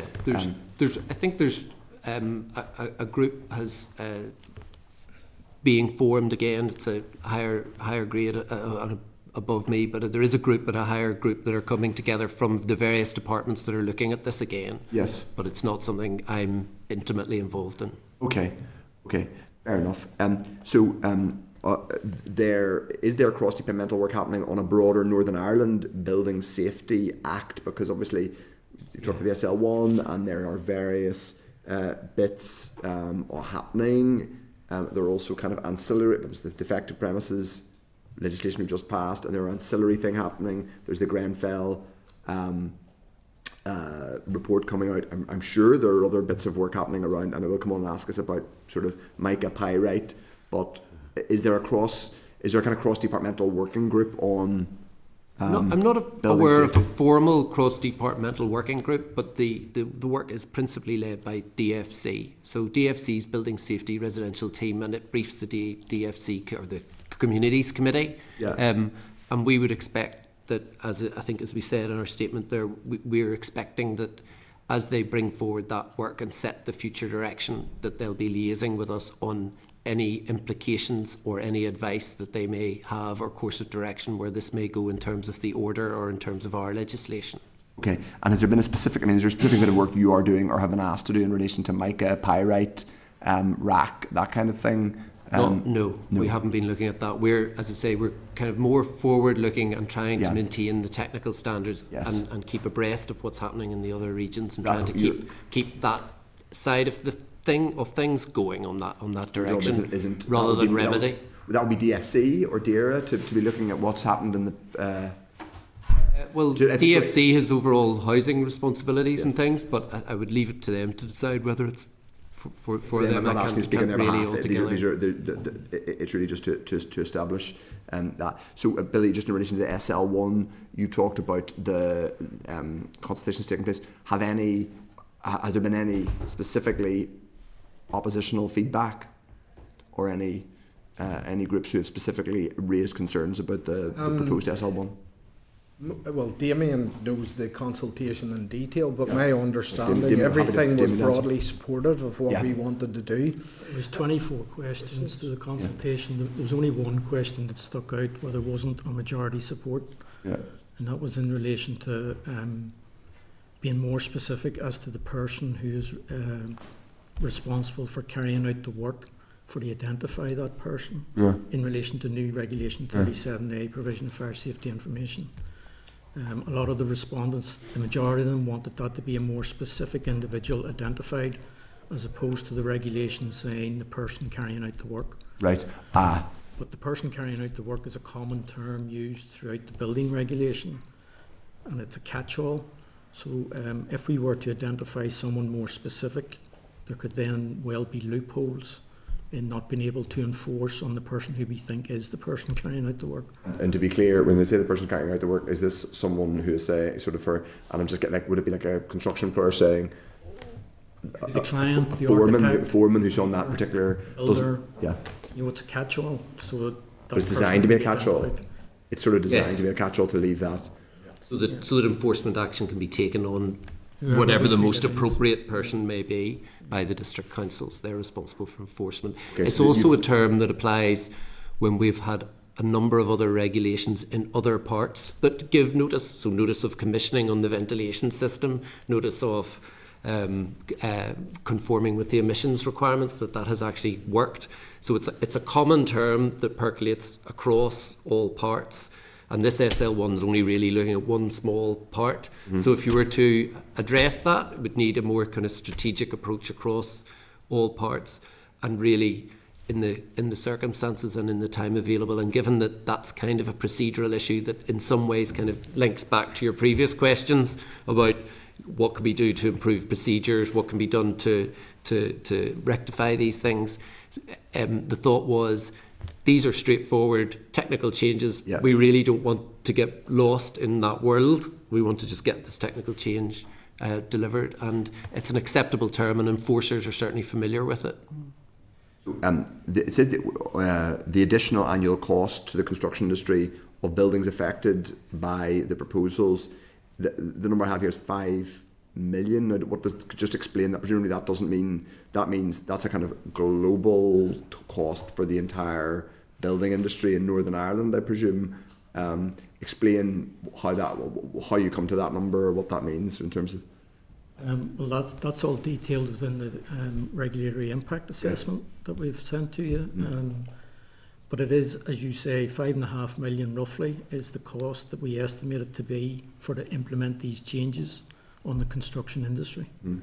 There's also savings and benefits to these changes in terms of lives saved and injuries prevented over a period of time. Lives saved are the most important things, to put that on the record, obviously. I'm just asking, And just so very broadly speaking, from looking at it yesterday, or again yesterday, my understanding is that the vast sort of 3.5 million of that is down to new requirements, so that when dwellings are constructed, there's a greater provision for fire alarms. So that's a widespread but relatively low cost per dwelling, considering the overall cost of a dwelling. And then the remainder, or a large chunk of the remainder, would go for the provision of sprinklers, which would be a higher relative cost to people building taller blocks of flats or building care home premises. So those particular groups might be more particularly affected, but overall it was felt that these things need to be done, even if they don't yield in pounds and pence. The other thing that was just doesn't maybe altogether appear on the headline, and I should say the impact assessment is still going through some kind of economist filtering and analysis, so we expect it needs a further polish. We're bringing it to you at a kind of stage in development. But there would be savings on the property side from the sprinklers and things, which we don't typically look at in building regulations. The kind of running convention across the administrations has always been it's the value of lives saved and life safety, rather than property benefits aren't necessarily included in the way the assessments have been done. So I think whilst I think we have, from memory, something like 500,000 of benefit, or is it a bit more? I can't remember. It's roughly 500,000. Yeah. And 420,000, right. I think. And the property protection would be 1.5 million. 1.5 million. Would help with that. Okay. Open up. Members, as always, indicate if you wish to come in. Deputy Chair Diane Forsyth first. Thank you, Chair, and thanks, John and team, for being with the Finance Committee today. Appreciate the detailed work and the importance for people's safety that you undertake. Just briefly, whenever the Finance Committee met initially in those first few weeks, we had a briefing that was saying about how a lot of these building regulations were moving from the responsibility from the Department of Finance over to the Department of Communities. And I wonder, was there any progress on or any timeline on that move, or is the understanding that this will continue for the foreseeable where it's at? Well, as far as I'm concerned, I'm working on the work that I've got, and I'm working on trying to get as many parts or as many bring our technical standards into conformity. So I'm not intimately involved in that conversation or where that's at. So I'm afraid I can't be particularly helpful. If you want to write, or we can come back to you with an answer on that. If that's a specific request, we can certainly see what we can do to follow that up with the relevant officials. I'd be keen to do that, or happy to do that. Yeah, no, an update would be good on it. And just to follow on from what the chair was saying, and you were talking about like the DFC is leading on this, and he had asked about whether there's cross-departmental working on it. It's just, I'm not an expert on building regulations, but I do see how it would naturally sit within the Department for Communities and with their direct control over the councils. So I just was interested as to just the overall governance on it and status, and if there was any update on it. But no, just if you could write with an update on it, I would appreciate it. But that's really all I wanted to ask about today. I would just highlight that at different times there tends to be different strengths of overlaps with other different departments as things arise. So one could take a view that Department of Health with responsibility for public safety has an interest. One could take a view that Department for the Economy and Department in terms of energy use and things like that. So different parts have always, it has always been something of a question as to where best fits are. But or it's well understood that there are lots of synergies with communities. But equally, DFI has planning. That was the other kind of discussion that has. So there have been discussions over various years on various synergies. But obviously, this work sits, and the building safety work that you're talking about sits with communities. So it seems relevant. No, thank you. Appreciate it. Thanks, Chair. Okay, Paul Frew. Yeah, thank you, Chair, and thank you for your answers so far. Again, very technical in nature. That's what you guys deal with on a daily basis. States here that once considered by the Finance Committee and cleared by the DSO, the Department remains keen to progress the regulations as soon as possible. So are you saying that the DSO, the Departmental Solicitor's Officers, has not cleared this SL1 at this stage? DSO has not yet cleared this SL1.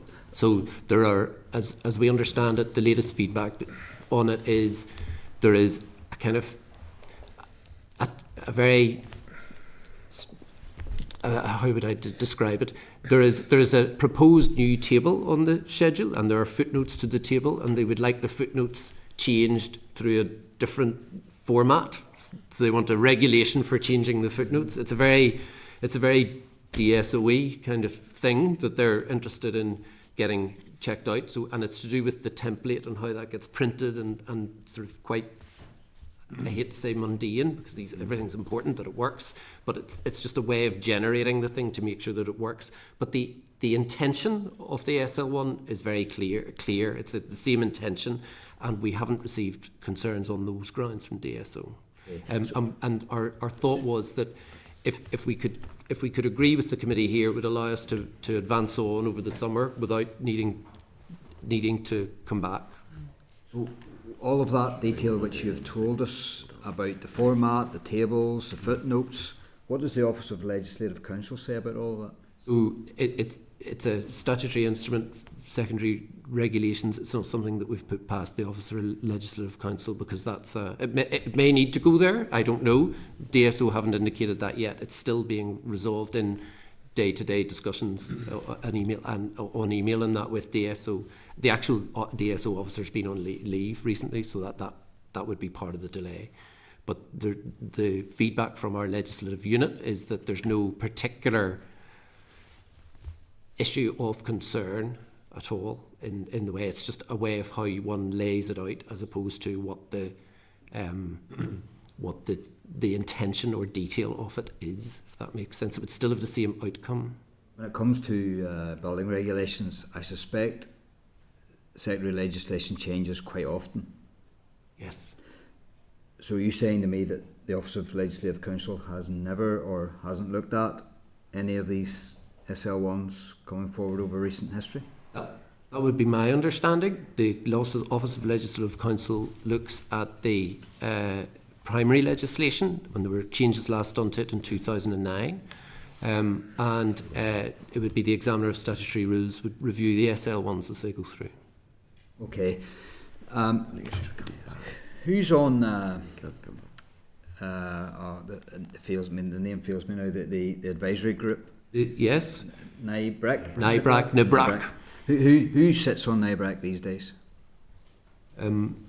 So I'm going to struggle. There is we have. Yeah, it was changed. The format was changed. They used to have about 15 people on it or so, and it followed the similar committees in England, Wales, and Scotland. And when Sue Gray came in, she wanted it reduced down, so it reduced down to 8 members on the chair, and each area is covered. So you have, for instance, energy efficiency, you have housing, you have commercial building, so you have different areas of the industry, and you have a representation from each area of the industry. So it's 8 people. So there are 8 posts, but our briefing there in Annex 4 highlights how there's 5 members and the areas from which they come. Mabel Higgins is the chair, who is kind of fire safety expert. So they're involved there, and there are other members with experience in enforcement and building surveying and architecture and construction, non-domestic and domestic. So they are there, and we can come back to you with all the full list of names if that would be helpful. But the important thing I think to realise is that Damien works with members on NIBRAC and has organised so some of those members come and sit with the technical subcommittee, and that has co-opted in then additional support where expertise or that is felt to be helpful or necessary. So there are additional officers from building control, and there are Northern Ireland Fire and Rescue individuals from Northern Ireland Fire and Rescue Services and various other groups then come to these technical stakeholder groups, or even technical subcommittees is what they're called, and that then provides a recommendation to the main NIBRAC committee who then provide their comments, and they're in support of the measures, I should of course say. What did Sue Gray put down as the advantages of removing it from a 15-person body outfit to an 8-post? So that's an historical question, but my understanding from that, because I wasn't head of branch or anything or involved in that decision, but my understanding of that was she felt that a small team could be a more effective team, whereas the previous position would have been that NIBRAC committee itself would have had maybe 17 or 18 members was the previous position. So in the olden days, it would have been the case that you would have had 7 or 8 members from that perhaps on your technical subcommittee. Most of them would have gone through the statutory process, whereas now the balance has to necessarily be a smaller unit with more stakeholder co-optees. Would one of the advantages have been to save money? No, because the advisory committee is not. It's an unpaid position. They have some very small minor expenses, but really very little. So it's we have no powers to pay for the work under the current order. It doesn't allow us. It only allows remuneration of expenses. Was there any dissent from NIBRAC on this change? Not that I'm aware of. I think that the position was that when that recruitment exercise was undertaken, there was consultation, I believe, with the former chairs and people like that. I'm not sure that they were terribly. I'm not sure of the detail as to how to what extent they were perhaps advised on that. Okay.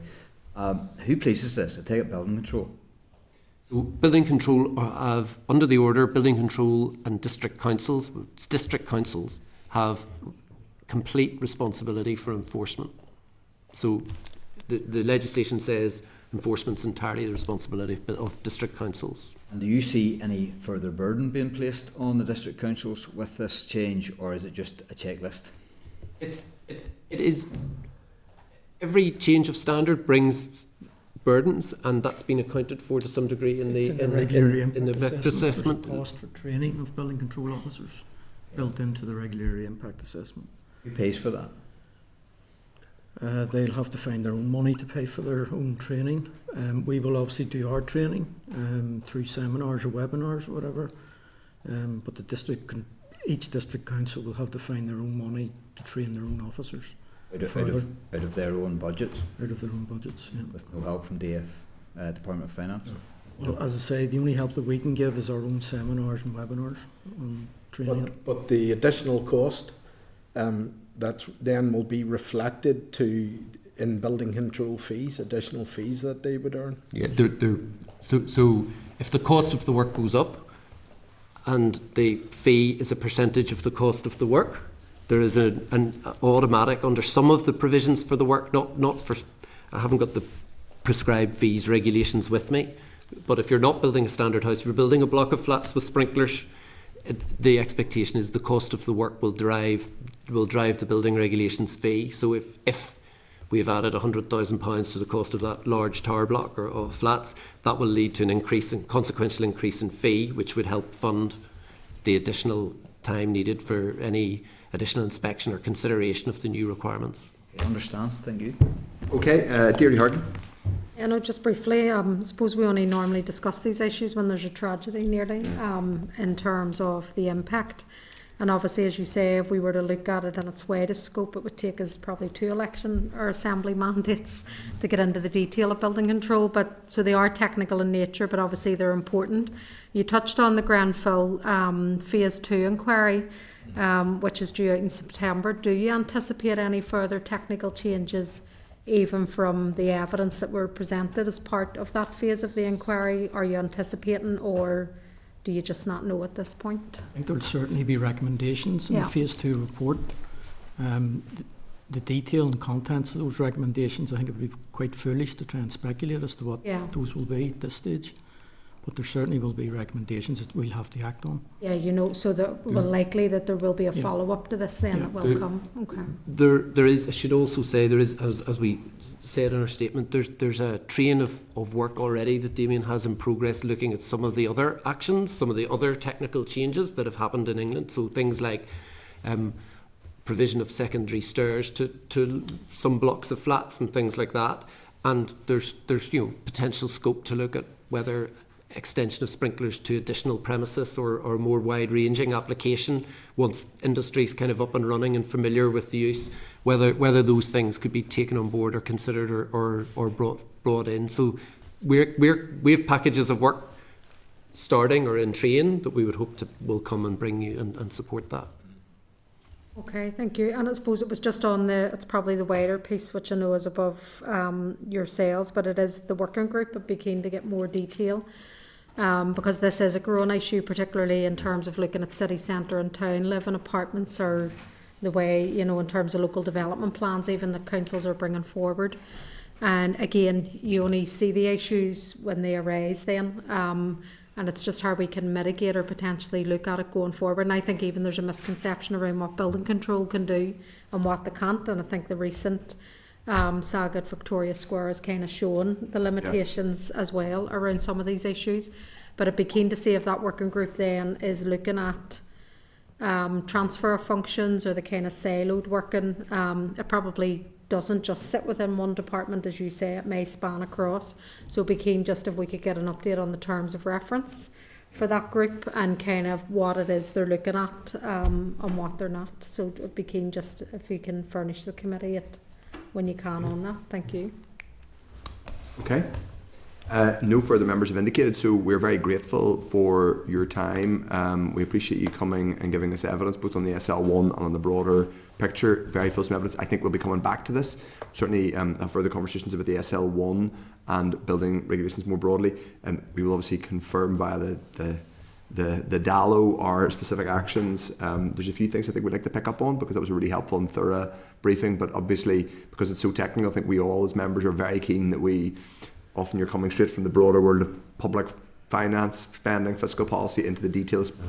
So we have to do our own due diligence and be careful in how we approach this stuff, and we really appreciate your time. So thank you very much.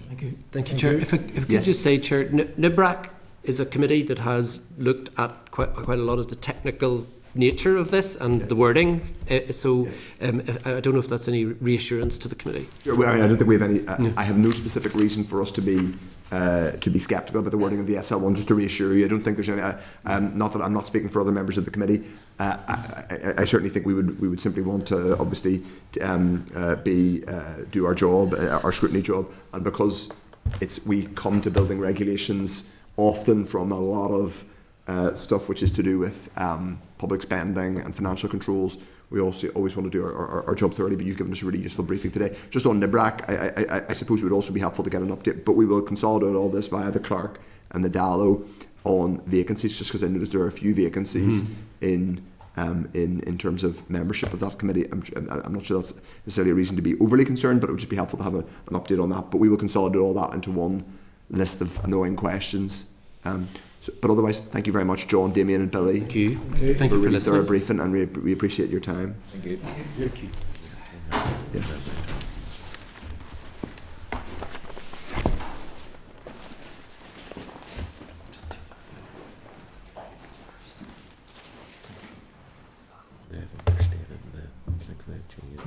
Yeah. So members, just in terms of actions, as opposed to putting the question on the SL1 right now, can I suggest that we await feedback from, so they're still awaiting feedback from the Departmental Solicitor's Office. This seems very sensible and necessary.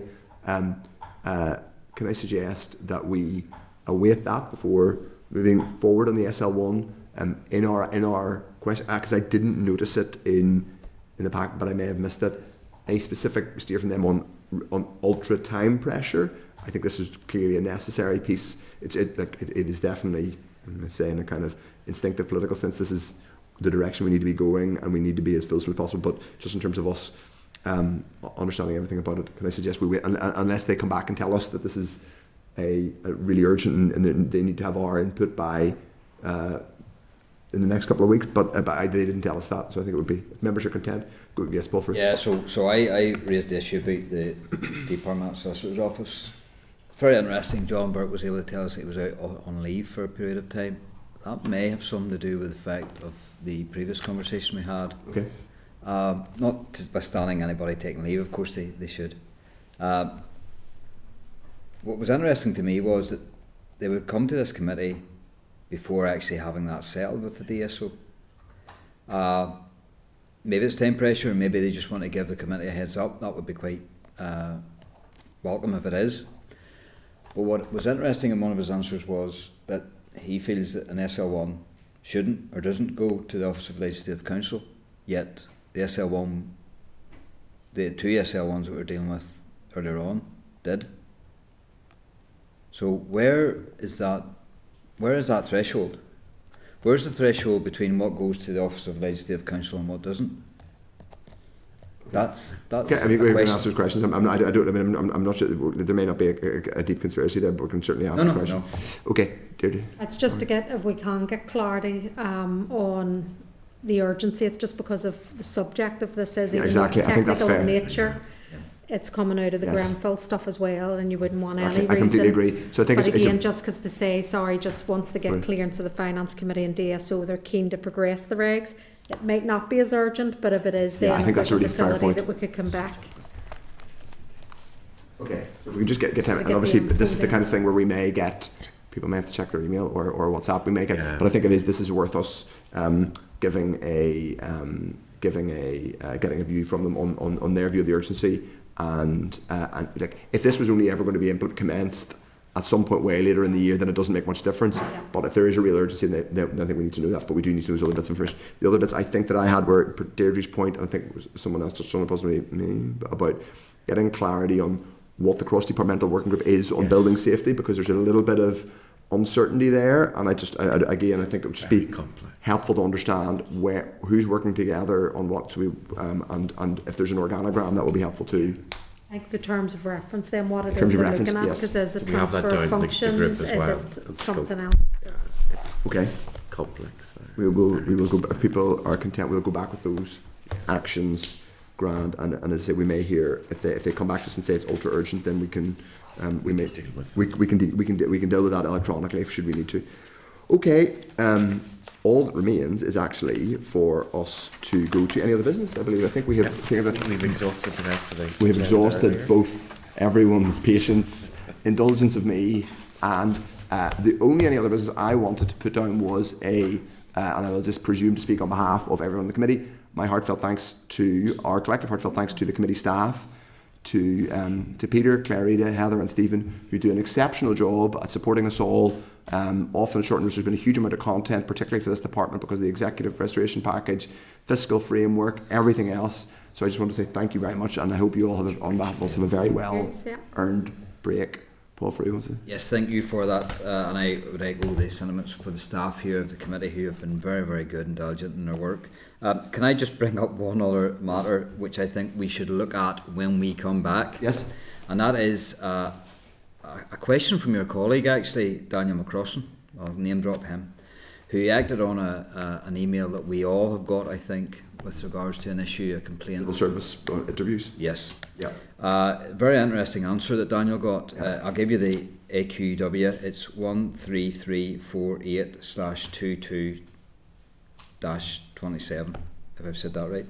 But that was basically to ask the Minister of Finance to detail the number of people applying for a position in the Northern Ireland Civil Service that has been unsuccessful in the interview process due to the panel being unable to assess their interview as a result of sound or video issues in each of the last 3 years. The figures are quite worrying, where they have jumped from 21-22 to 2 number of candidates, 22 to 23 no candidates, and then from June 23 to June 24, 427. That is good.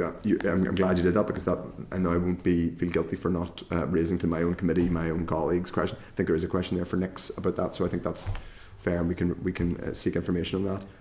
Is there anyone else? Maybe to do with the online, the pilot that they ran, because I raised that last week with Fox, if you remember, around they done a big recruitment campaign for AOs. I think it was in DFC, but they've started a pilot of online, and they've accepted there was anomalies and issues then in terms of technology. So maybe it would be useful to get the redirected. update on that. The fact it's going online may be more accessible, but yes, there's teething issues. So maybe the people got to, or it could be something separate. I don't know. And then maybe people were redirected to in person and were successful.